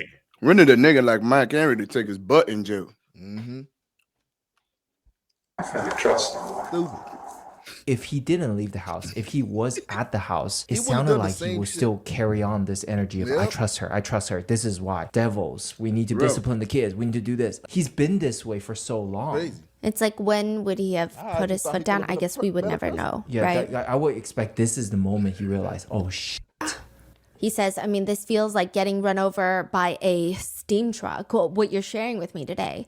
I'm interested in all the facts. But you understand our facts are that you have a child that is emaciated, malnutrition, that has marks. I don't know what to do. You realize that I have a picture of my family on my wall, and I look at it every day, and I work, and I work. He slams his hand down on the table. And I look at it every day. And I work every day. So I can Well, you're gonna be twerking in jail, nigga. save my family. What you're sharing with me just sounds like a made-up story. I have no idea what you're talking about. It sounds like a horror movie. This Nigga said point, that? it does sound like he's genuinely lost. He said that shit? Like he doesn't understand that this is actually happening. He puts his hands up to cover his face and he starts sobbing. But then he says, and I get that you're all doing your jobs. I get it. I understand. But this is my wife. I just want my kids. I don't know what's going on. I don't know why these things you described happened. I don't know.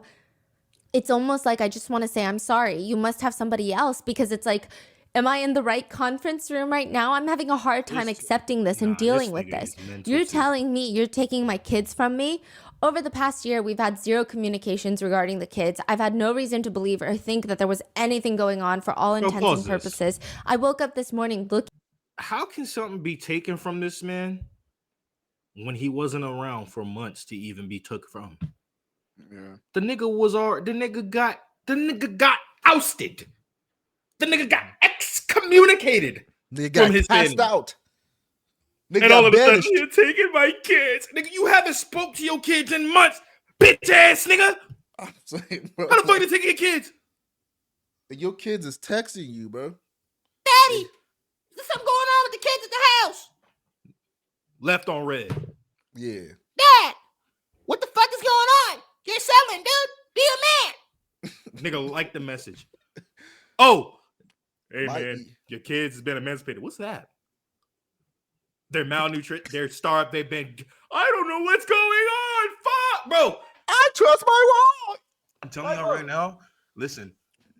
That nigga does look like Mr. Clean. Listen, fucking Arizona. Lock this nigga up. He's a part of the shit. Get him out of here. Lock that nigga up. I don't give a fuck, man. Put that nigga on there. If they ain't get that nigga third degree or some shit. I don't give a fuck. He knows, bro. He knows. I'm telling you, put that Was literally nigga. ignoring. The nigga was ignoring his daughter. Talking about the daughter was literally telling him, "Yo, them niggas is being neglected. Go get them." Your mom told me I'm gonna go get the milk. I'll be back. Like, bro, the That's nigga, your crazy. kids was telling you already, bro. I'm telling you, lock that nigga up with a nigga looking like Mark Henry to take that nigga's butt in jail, nigga. That's all I know. Like, teach that nigga a lesson, nigga. He won't be a bitch. Let him be a bitch all the way, nigga. Yeah, it's crazy. He would have definitely Somebody need to fuck his ass up. He would have definitely did the same thing. If not, they probably would have fucking put him in the basement too, nigga. Lock that nigga up. He look like he listen to anything. I'm telling you, bro. To believe or How you listen to everything, but you don't understand what the fuck going on? Like, Niggas fuck out of tripping. here.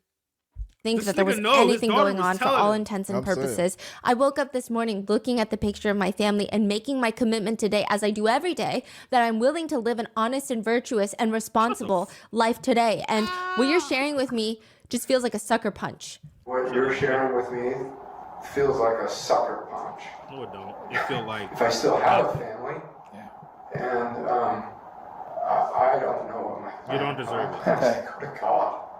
You don't I'm deserve gonna it. figure this out. Right. I am just heartbroken. Mental.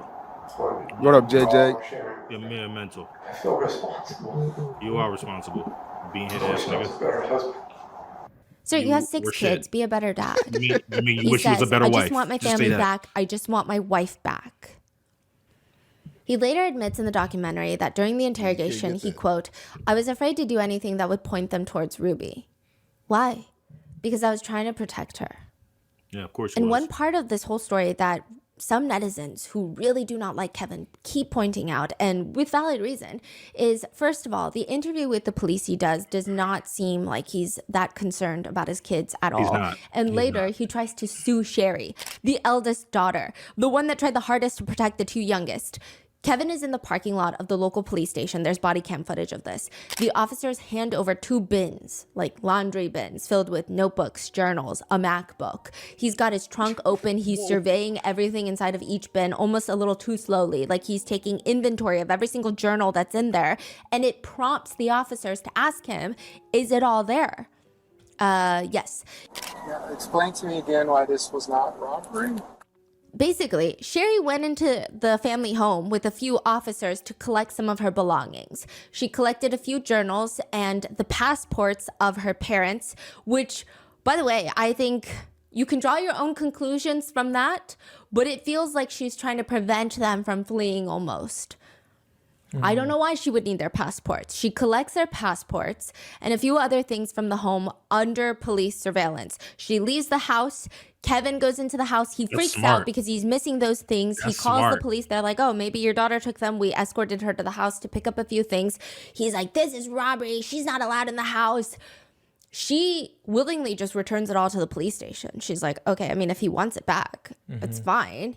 Gives it to them. They give it back to him. And he's like, how is this not robbery? That's crazy. So it's very clear that he still placed Ruby in front of his child. Yeah. Right? Very clear. He's protecting Ruby's interest because that's my wife and I's passport. Yeah. Yeah. And the police tell him, because it's a civil issue. You guys are a family. She's been in the house before. You haven't been in the house in a year. She had interest in those items. She didn't take them with the intention to deprive you of them. So that's the theft code. We have to prove intent to deprive you of the items, and this wasn't her intent in having them. So the detective sergeant said, we're not going to charge her with anything. Kevin is standing there, shutting his eyes closed like he's infuriated by all of this. Okay, I'll have to do some more research on that. You're welcome to do that if you want to follow up with the detective yourself.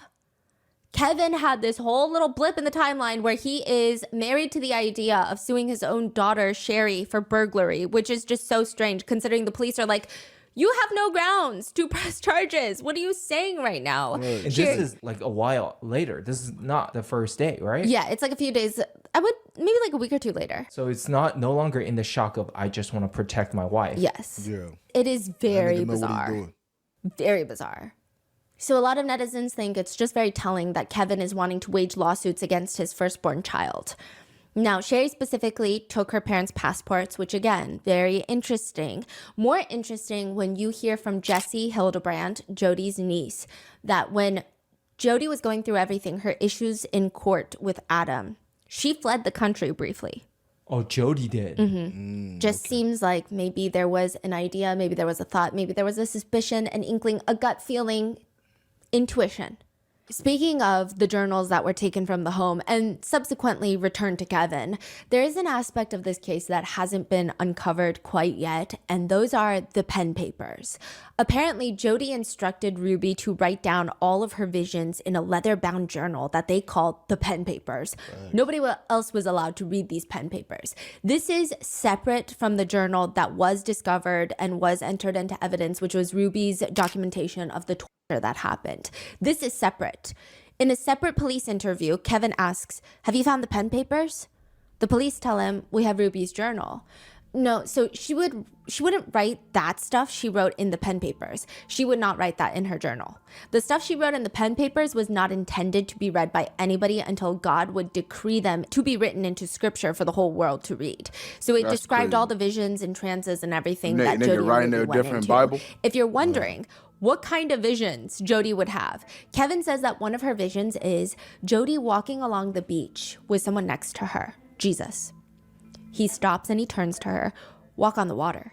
Jody would have these visions of her walking on the water with the Heavenly Father and the Heavenly Mother, and she learned that in heaven she had this massive pet lion named Charles. She would ride around this pet lion, and Charles is the giant pet. She would ride on it. I don't even Yeah. I don't know. Are we sure she's not on drugs? A lot of people believe was whatever walking in is jail, in those nigga. pen That's what she papers was would walking provide in. much more information on how much Kevin was You sure she involved wasn't exactly. But other walking netizens on disagree. They shrooms? say if he was involved, Maybe then a little finding bit those of pen crack, papers cocaine? would probably incriminate him. Now, side note, it does seem like the police did find a leather-bound notebook, but it was revealed to have been empty. And there are speculations that a third party, Pam, a woman named Pam, went in and allegedly tossed out the pen papers. We don't know for sure. That is the speculation. That is the netizen argument. That is the conspiracy.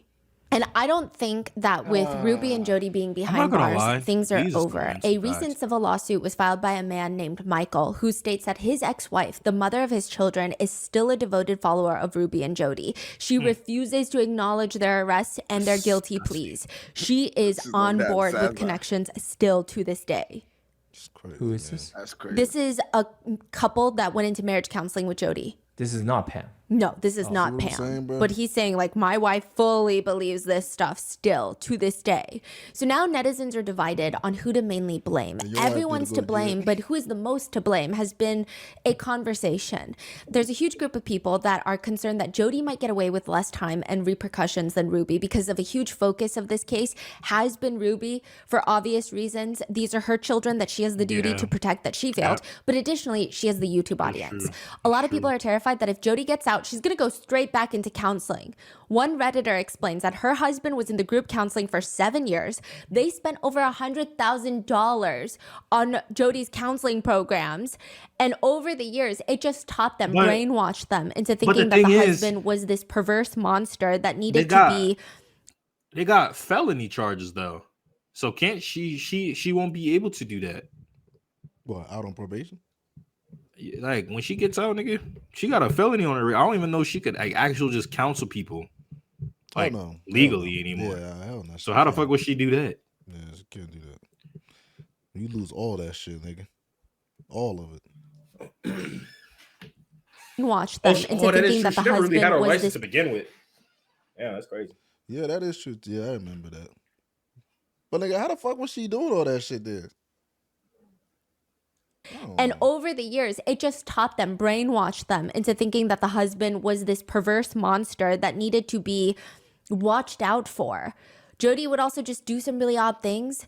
She said one especially odd week, my husband attended, one man was struggling with looking at gay porn and they decided this man wasn't actually gay, but just hadn't received enough healthy touch from his father growing up. So Jody said the cure to this healthy masculine touch, they made my husband lay down and cuddle him, spooning him the whole meeting. It was just strange. Men would switch off every week who were supposed to cuddle him. So every week they had a different person cuddling him. So a lot of people think that Jody is doing all of this because she is very upset at the world that she grew up in a conservative household that did not allow her to be who she is, which is not an excuse. It just seems like this is a reoccurring theme that keeps happening and she keeps taking her anger out on people. Sherry writes in her book, a part of me pitied her, a repressed, self-loathing, deeply damaged woman, trapped in an environment in which she felt compelled to conceal her true nature, surrounded by women who she couldn't have, women who were married to men she resented. In her mind, this was her only path to justice. Crush the sperm donors and liberate the females. Other people think Jody's bad, but it's still Ruby and Kevin's duty to protect their own kids. A lot of netizens say Damn, that you nigga can got a brainwash fucking each other. shiny Yeah, ass you dick, can bro. all you want, but nobody could brainwash them into harming their kids. That's what netizens with children feel. One person comments, when the little boy was asked who put the duct tape on him, who poured pepper and honey into his wounds, he told authorities it was his mom. Damn. Another netizen writes, she was happy for the kids to be abused until she was caught. Then it was someone else's fault and she was controlled by Jody. I think she's worse than Jody. She allowed her own children to be abused, and that's gross. Or another reading, does she not realize she's worse than Jody? These are her kids. She tortured her kids for years and enjoyed it. One netizen comment says, crazy that when Jody was possessed, she invited her into their home and Ruby slept in the bed with her, comforting her. But when her kids are, quote, possessed, she chained them up and almost took their lives. I would say that most netizens Hello? believe that both Jodi and Ruby are equally at fault. And yes, Jodi has been wanting to do this to people. She had been doing this to people like her own niece, Jessie Hildebrandt. But Ruby clearly had something deep inside of her that let this happen. Didn't she already serve time before, Jodi's too? From part 2 says, now here's what This I do want is to say. considered her second I don't offense. like Ruby Franke, but I don't know her. I just think that you have to be a selfish person to fall for Jodi's stuff. She's got a certain kind of carrot that gets a certain kind of people. But Ruby Franke would have never done any of this stuff if Jodi Hildebrandt hadn't been the mastermind and just completely created this. Sherry, Ruby's own daughter, states in the new documentary, looking back on it, I don't think Ruby's a good person. I think she was already an abusive mother before, and then obviously it escalated dramatically in the last couple of years. And the fact that Ruby went as far as she did, I wouldn't blame that on Jodi. She just set off things in Ruby that were already in her heart. She was always like that. But one person that does not get talked about as much brought it out of her. is a woman named Pam Botcher. Jodi just Pam is the president of Connections Foundation, who also happens to be a mother of 7 and a grandmother of 14. If you go on the Connections website, it's all about Jodi, Pam, and Ruby. They were known as the Three Musketeers. Now, not that Kevin is three witches. arguably the most I would never use that person word according again. to the internet in this case, but in one Chat. police interview, he mentions, again, if they find the pen papers, quote, if you're interested in Pam Botcher, that's going to tie Pam Botcher to all of this. What's in those documents? What's in the pen papers? And Pam is accused by netizens of going in and getting rid of the pen papers before the police get access to them. The 2 teenage daughters were found not in the Franke house. So the 2 youngest kids were found in Jodi Hildebrandt's house, which was like 300 miles away from the Franke home. The Franke house was empty. Police knocked down the doors. They searched the entire place, cleared it. The kids are not in there. The kids are eventually found in Pam Botcher's house. They track them down.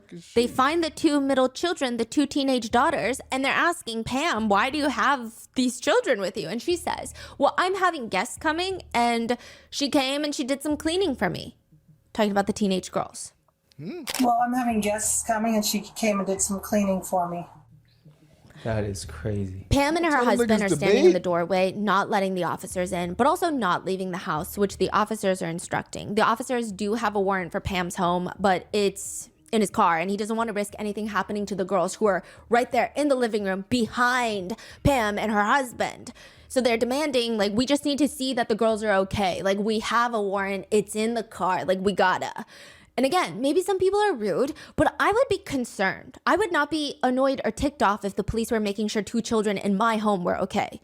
However, the part that really gets me about Pam is the officer is trying to explain that she's just detained. She's not under arrest. They simply have to make sure the children are okay. They say, as long as she's not tied up and bound, and Pam responds, I did make her scrub the floor. Those are my friends' daughters. Okay. So your friend's daughters then? Yeah. Okay. Yeah. Is Ruby Franke's daughter. Okay. She's a friend of ours. She comes over and helps me every once in a while to do cleaning and stuff. And they vacuumed and stuff. And I have company coming tonight out from Costa Rica, but she did do this on her own free will. Pam claims Ruby called her earlier to ask her to pick up the girls because she had a family emergency. Didn't go into detail on what it was, according to Pam. Pam continues. She said, would you mind watching the girls while I'm gone? She was leaving. I said, yeah, I did that because I need some help cleaning. I just have house guests coming tonight. So I said, yeah, that'd be great. Could they come clean? And she said, yeah, they'd love to do that. Do you remember in part 1, Ruby was obsessed with them cleaning? And like they would clean the baseboards. That would be punishment for them. Yeah, for like 4 hours. It's crazy. Also, Pam's husband has the energy of a potato that has all of those green sprouts and is probably poisonous. He is told that Ruby Franke, the mother of the 2 teenage girls that he likely just watched scrub his floors, was arrested for child abuse. He says, the biggest thing that bugs me is that my wife is sitting in a patrol car.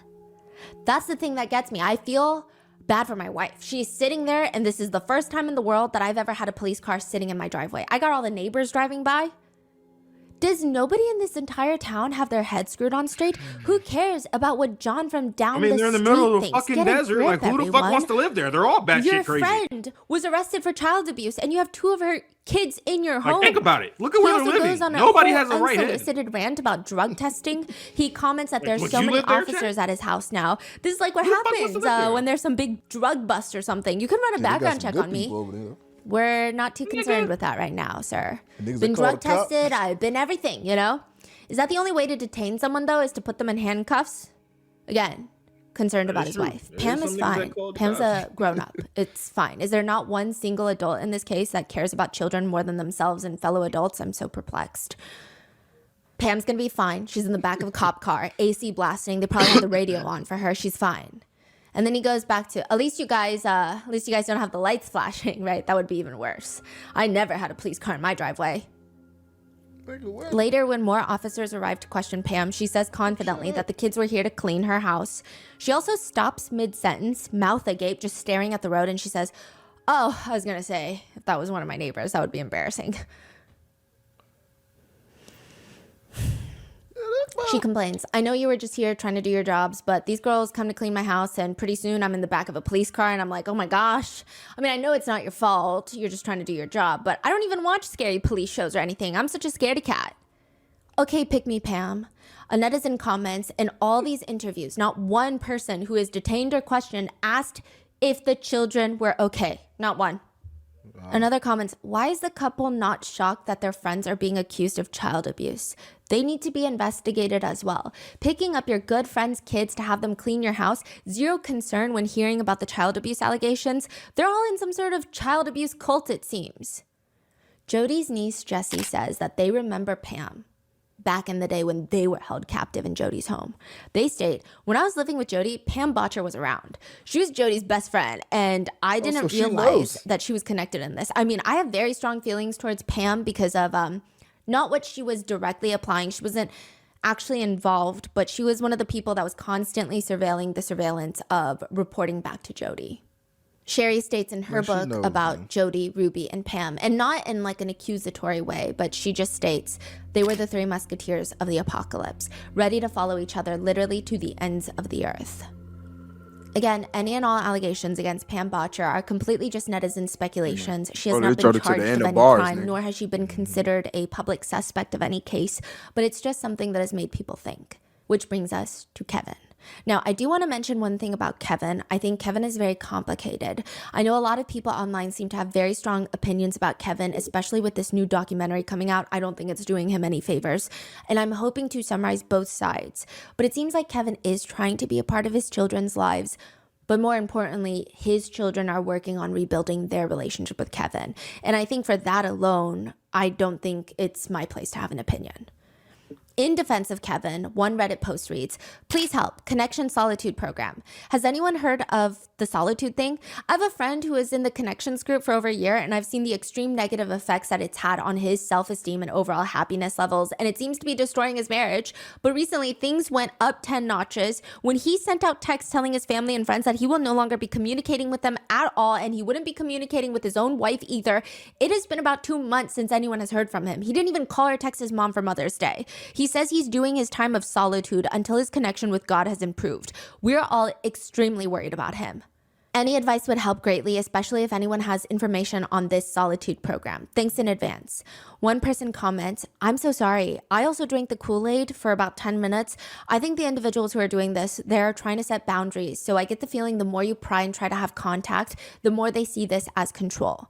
So they're saying this is a thing that Jody does consistently. She forces men out of their families and refuses to let them have contact with any of their family members. So people think she was trying to do this with Adam Paul Steed from part 2.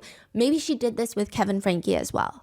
Kevin was asked by authorities why he and Ruby had separated, and he said, The reasons are because of ways that I treated my wife and of my own addictions that I was working through and seeking help on with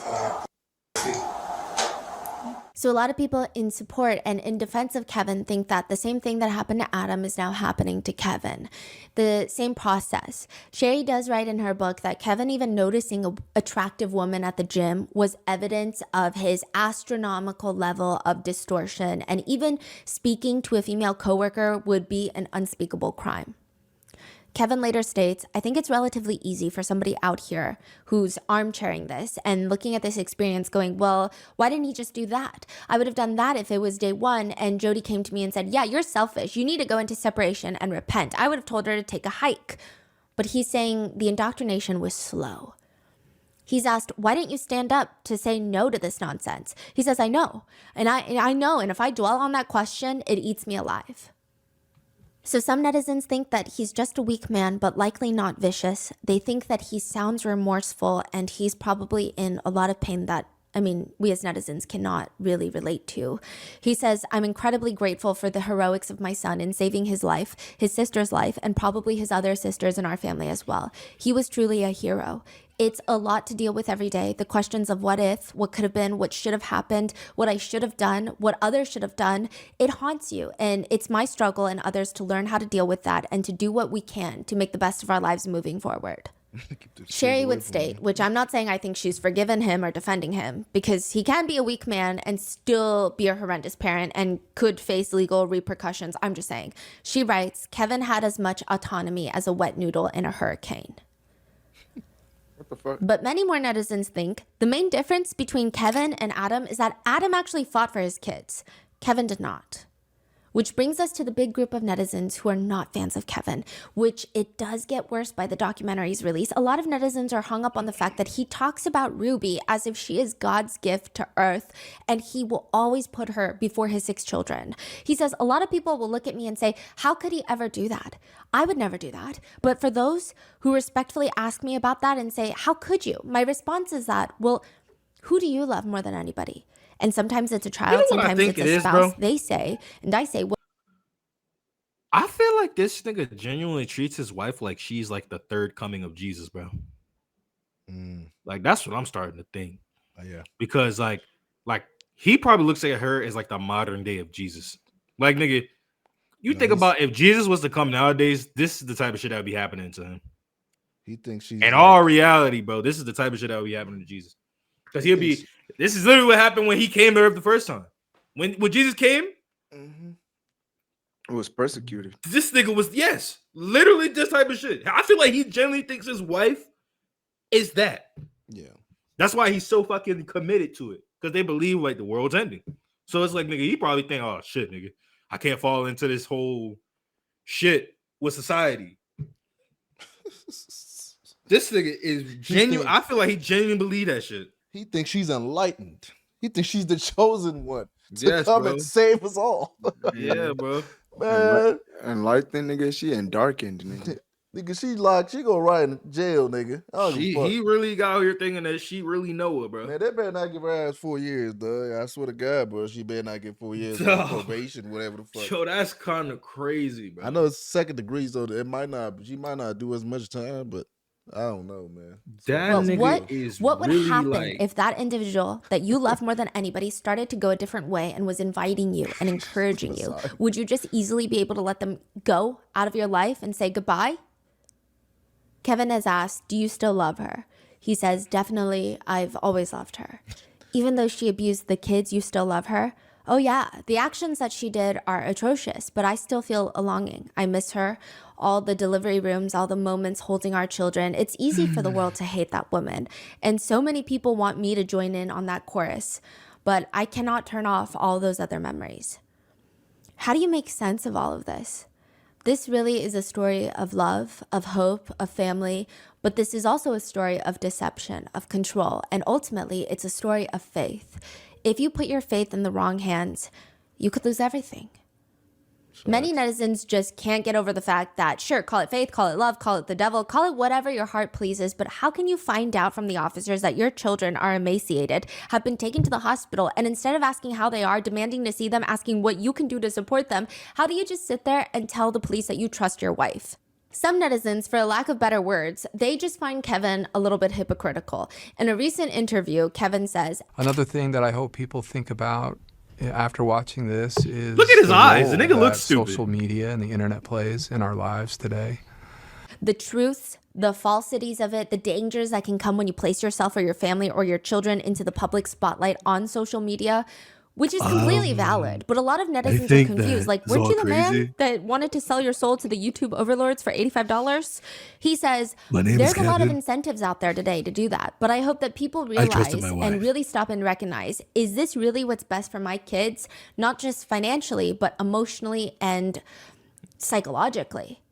Now, Kevin has said that he regrets putting his children online and the whole family vlogging era of his life. But people think, I mean, you could try to be an advocate against family vlogging. But I think the way that he talks about it, people are saying you don't show enough remorse yet.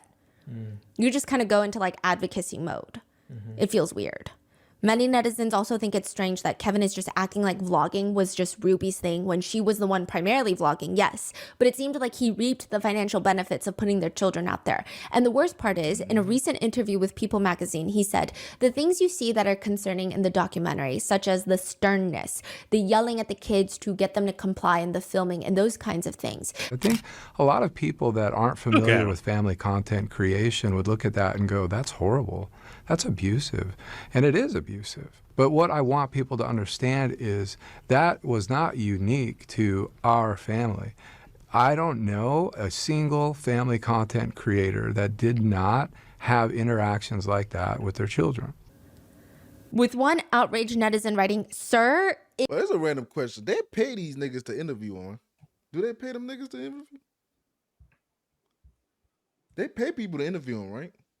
I think so. Now, they get paid for these interviews, right? I think so, huh? I was just asking if y'all know. It's a pendejo. Yeah, he is. His brain, his head shaped like pendejo. Like, god damn. Motherfucker in the camera like these. Nigga look familiar, bro. He look like, yeah. What's his name, bro? I don't know if y'all watch Power, bro. There's this dude named Lorenzo in Power, bro. Ghost Story 2, bro. I see Power Rangers, nigga. He got a Power Ranger ass helmet. Yeah, he got that helmet head. God damn, that nigga head, bro. No wonder his wife run shit. That nigga, he got that JYP. Nah, he ain't far from. Yeah, he ain't far from JYP. He got the head full of rocks, bro. Like you, damn, dude. Got that no wonder with their children. With one outraged netizen writing, sir, it is abusive, but we weren't the only ones doing it. Is that your... Also, raising your voice is not the same as grabbing your child's face out of anger, as he saw her do while recording it. Others comment, I didn't know it was that bad. Sir, you were recording. Make it make sense, please. Another comment reads, a gentle reminder that Kevin Franke ordered a cease and desist to anyone who raised concerns about the children's safety and tried to have his oldest daughter arrested. Kevin's attorney would argue for Kevin that Jodi was the one that made sure he never saw the kids because, quote, she knew how much he valued their marriage and valued their family, and it was his desire to be able to get back with the family and preserve the marriage. The attorney continues, he's a very gentle guy, and no one's ever made any allegations that he's ever physically abused those kids or anyone else. He just wants to do what's best for his kids and get them back, get them under his tutelage and his fathership to protect them. Many netizens feel, I don't buy these excuses. You left for a year and completely cut your kids off. Your therapist tricked you into child neglect and abandonment? Yeah, okay, no one's buying it.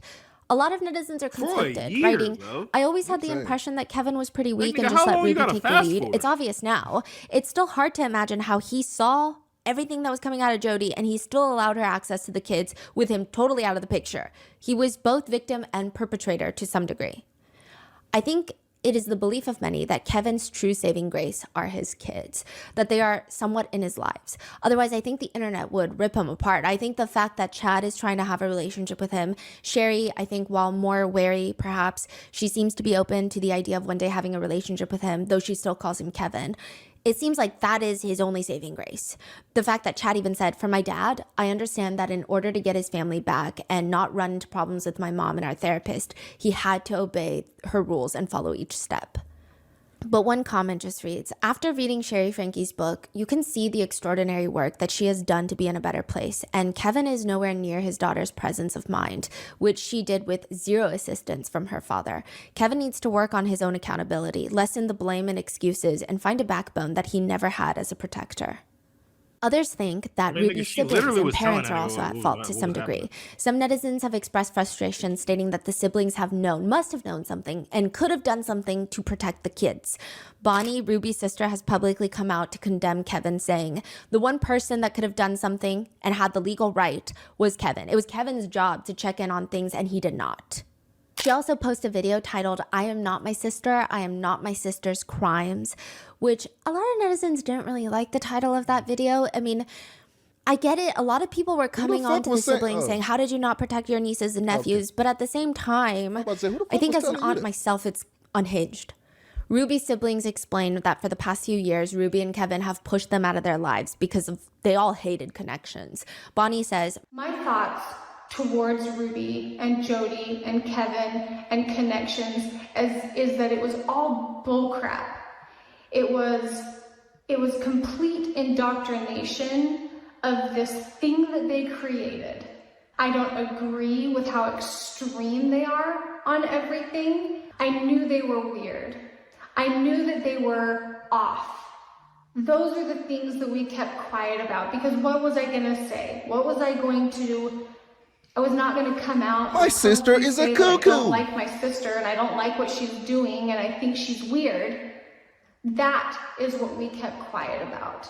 Julie, another one of Ruby's sisters, says, "We all saw it. We all felt weird about this Jody Damn, lady. why she look like We weren't Ruby, comfortable bro? with it. We didn't like They it. We all didn't look like the the same. teachings Ruby was bringing to the family functions. I know. And we It's were just this the close fact to that- telling her, Damn. if you come to our family events anymore, we do not want to hear what you were learning through connections because we don't like it."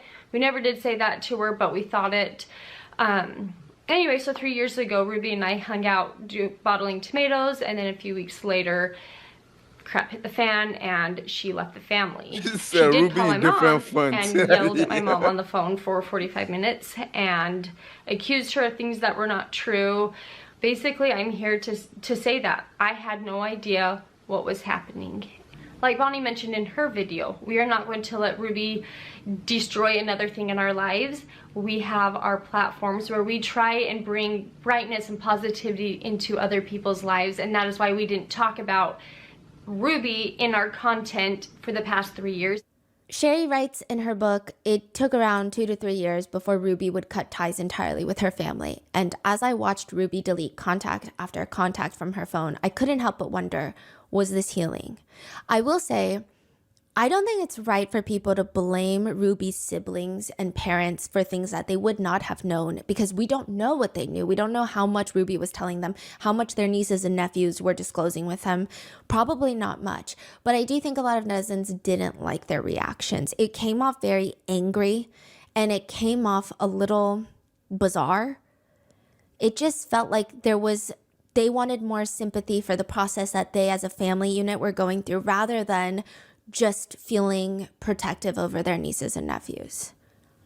Making things even more complicated is that most of Ruby's siblings are family vloggers. Some of them are more aggressively family vloggers, and some of them are more vloggers that show their families, which Sherry has been an incredible advocate for passing laws for family vlogging and child influencers. She recently got a bill passed in Utah legislature, and they are waiting for the governor to just sign it to become law. It's a bill aimed at protecting children of family vloggers. It would require parents to set aside a portion of their earnings into a trust fund for their children. Kind of like if you had a child that was in Hollywood, you have to set aside money for them for when they turn 18, if they're working as a child.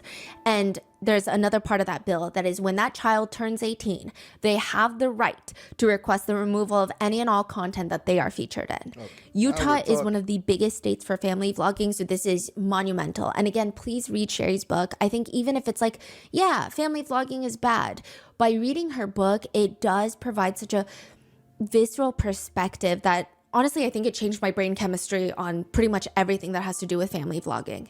Sherry stated before, I would tell myself it doesn't matter what they say.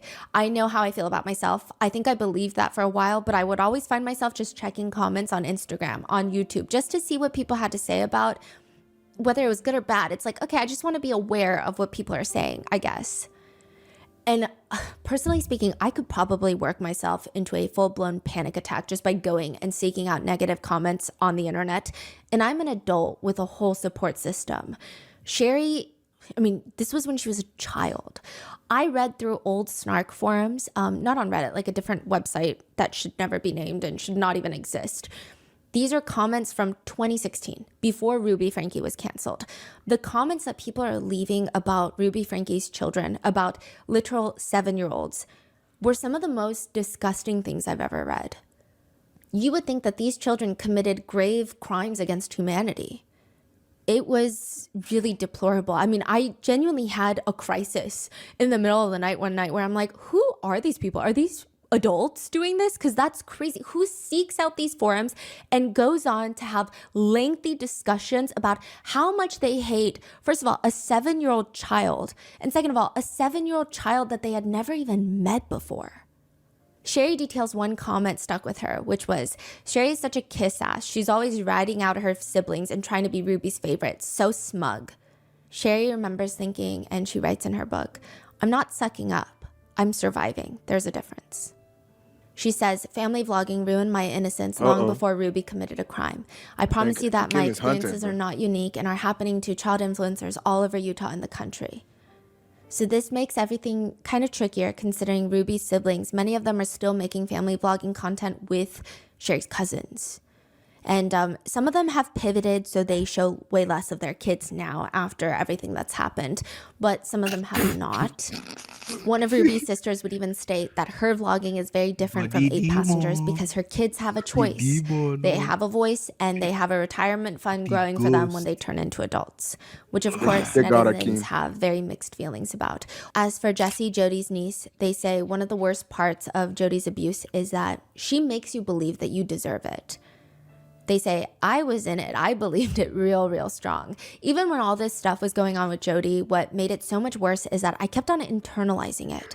I fully believed it. I fully believed that this was God's will. And if I had just put myself over to the Lord, if I had just prayed more, if I was more faithful, that all of this would end up being for good, that I truly needed everything that Jody was doing. I deserved it and I needed it.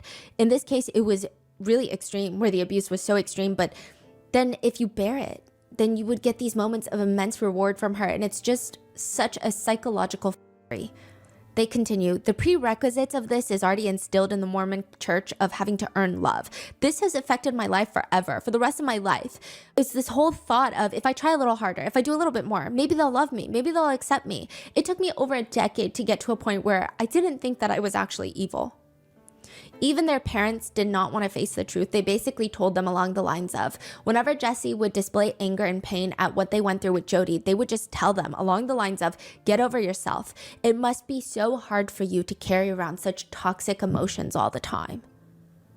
They say, it doesn't stop. This nearly killed me. This has affected every aspect of my life, every single part, my ability to have friends, my ability to have partners, my ability to hold down jobs. I mean, I have complex PTSD from this. Remember how in part 1, we went over how Ruby decided that the 2 youngest kids were not going to have Christmas presents because they were getting the gift of love and boundaries. Same thing happened to Jessie under Jody. Jessie says, it sounds like such a trivial thing, but no one gave me attention on my birthday. Jody informed me, it's your birthday, but you don't deserve any attention for it. You didn't earn it. You didn't earn the right to be special, so no holidays were celebrated for me. I didn't receive any presents. Adam Paul Steed from part 2, his marriage and life was ruined because he went to Jody for therapy on the recommendation of his church bishop. He went to Jody's sentencing and he said, when I saw Ruby Franke, I saw my ex-wife sitting there saying the same exact thing. My ex-wife would have said the exact same thing Ruby Franke said today. Which was what? Was it a thank you note or? And just like all of the Jody made me do this. Oh. And a lot of other women would have said the same thing. You have no idea how many victims are out there. Their minds have been messed up so much with this. The prosecutor said that he said the children thought it was their fault. All of the adult men think it's their fault. All of the women think it's their fault. Jody Hildebrandt grows off people's pain and destruction. And when she sat there and said she loved the children, I almost fell out of my chair. The only thing, I mean, look at her version of loving children, is finding a way to make them hurt, and more than anything possible, it's like an energy she feeds off of. Jody doesn't love children. Jody is like Ted Bundy. Chad, the eldest son, was in the documentary and has been very transparent about how he's healing and dealing with everything. He's very active on his social media accounts. I think that you guys should go and show support if you'd like. He went viral recently for his TikToks about Ruby. He has one where he says he got a tattoo for his mom. He wipes his arm and there's no tattoo. Or another one where he shows Mr. Beast making contestants sleep on a beanbag as a challenge, and he said he would have killed it. A lot of netizens are glad that he's able to find ways to cope and heal, and using humor seems to be a good method, hopefully. He's also a realtor, so if you guys have realtor needs, you know where to go. Chad says, I definitely hate the things Ruby did. I have no contact with her right now, and I don't plan to anytime soon. But then again, she's still blood. She's still my mom, and maybe down the road eventually, I'll have a conversation with her. Chad is asked, do you miss her? He said, I miss a mother figure. I miss how she was when I was very young, but I think what she's going through is deserved. I don't think that she should get out till all the kids turn 18 years old, but that doesn't mean that I don't have love for her. Sherry attended Ruby's sentencing. She said, I said I was not going to look at Ruby. Like, I don't care to see her. So I just stared at the judge the entire time. I personally have seen too many crocodile tears from her, so I can't say whether she's sorry. Sherry is asked by the documentary, where are you right now with Ruby? Like, where are you at with Ruby? I will never talk to her again. Like, whether she's the most apologetic person in the world or not, like, that doesn't change anything for me. We have one childhood and one mom, and that was mine. Sherry says, I'm still angry about what she did, of course. That's never going to go away. But I'm living my life, and I'm not letting her take any more of that from me than she's already taken. As for how she feels about Kevin, she states, I would never forget the pain that he caused, ignored, and enabled. He has not been absolved, but I have chosen to release the burden of resentment that I held against him. By doing that, I was granting myself the freedom to heal. She has since announced that she is engaged, and she is closing the public chapter of her life. She will no longer be sharing details about her future husband, her future children, but she will be posting about all the work that she's doing to protect children influencers and children that are used for family vlogging content creation. And hopefully she'll write more books. Even if they're fiction, I know that she's a huge history buff. I would read every single thing that she writes. She's an incredible writer. She has such a witty yet vulnerable voice. The way that she's able to balance it, even when she's talking about such personal, heavy topics, I think is a skill that most people don't have. So again, go get her book. Kevin has since filed for divorce. He states that he requested that Ruby stop reaching out to him. He says in an interview, the last letter that I received from her from prison was maybe in March or April of last year, and then I requested the Department of Corrections to ask her to stop writing me. I didn't want to hear anymore. I didn't like what she was saying, and I'm not going to share that. That's between her and me, but it just didn't feel right, and it didn't feel good, and I'm very angry. I'm still very angry, and I need space, and I need time. I'm not ashamed to say that after being married over 20 years to that woman, I truly did and still do love her, but that doesn't excuse what she did, and it doesn't excuse how she hurt our children and how she hurt me. And there's some things, there's some bridges that you just can't cross and then cross back. She burned the bridges. As of today, I'm still working through the divorce. We're trying to reach a settlement. It's been a long process. It appears that he has moved back into the family home and is currently seeking custody of the 4 underage children. Jessie Hildebrandt, Jody's niece, that was tortured prior to Jody and Ruby teaming up to inflict maximum amount of pain on children. They are now a tattoo artist in Seattle. They say they're kind of like a grandma. Honestly, they just like to stay home, make sourdough bread. They say it's an uphill battle of becoming happy and successful in the wake of no familial support and severe abuse.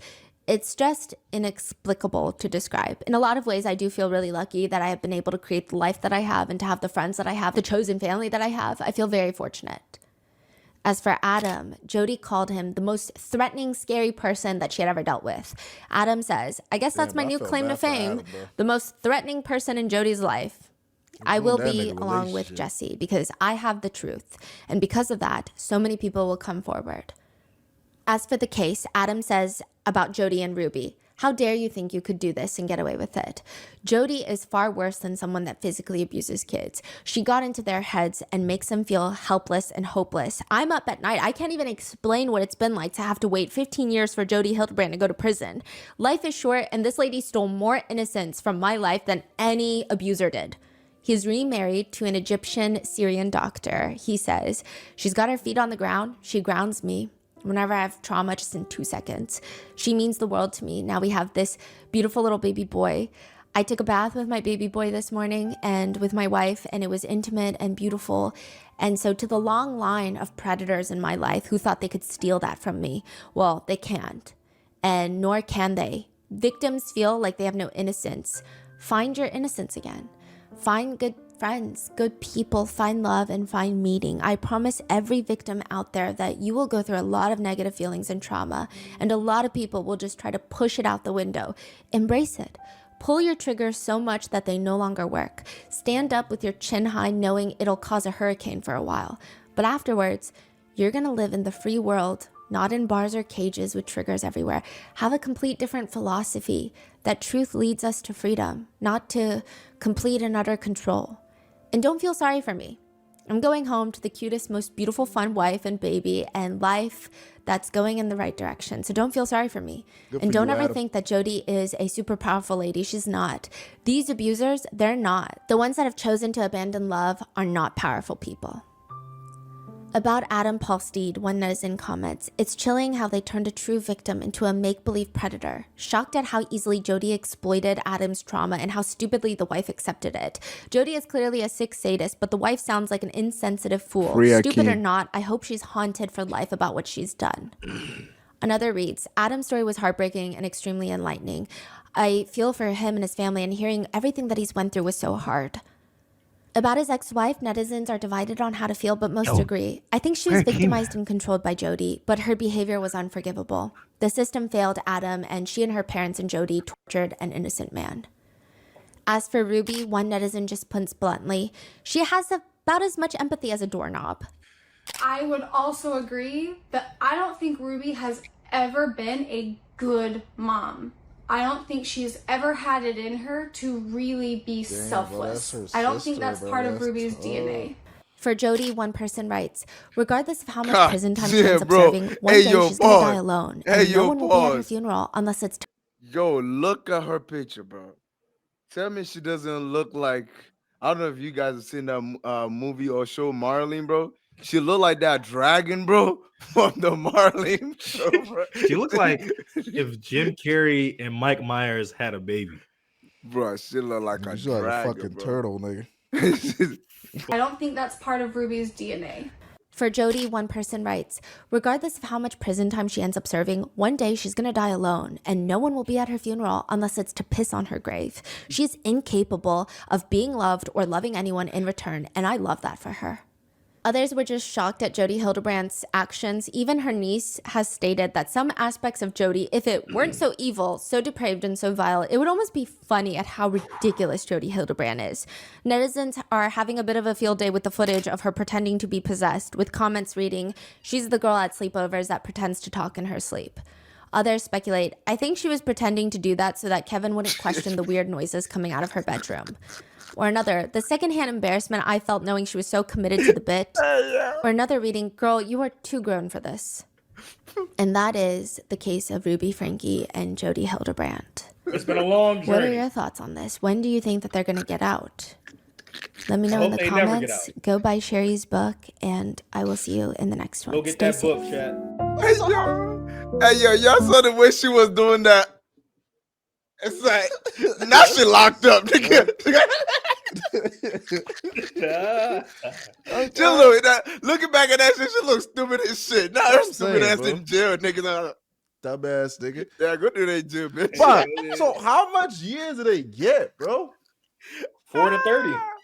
Bro, what type of sin is that, nigga? That means that in 4 years, nigga, they could get out with probation. Nigga, at any point they can get out after 4 years. She ain't good. She ain't getting out, nigga. 4 years guaranteed though. Hey, she locked for life. She locked for life, nigga. Man, 4 to 30, dog. Man, that's some bullshit. Knowing this shit though, she gonna probably get out after 4 years. Yeah. Knowing this, they gonna probably let her ass out unless niggas protest.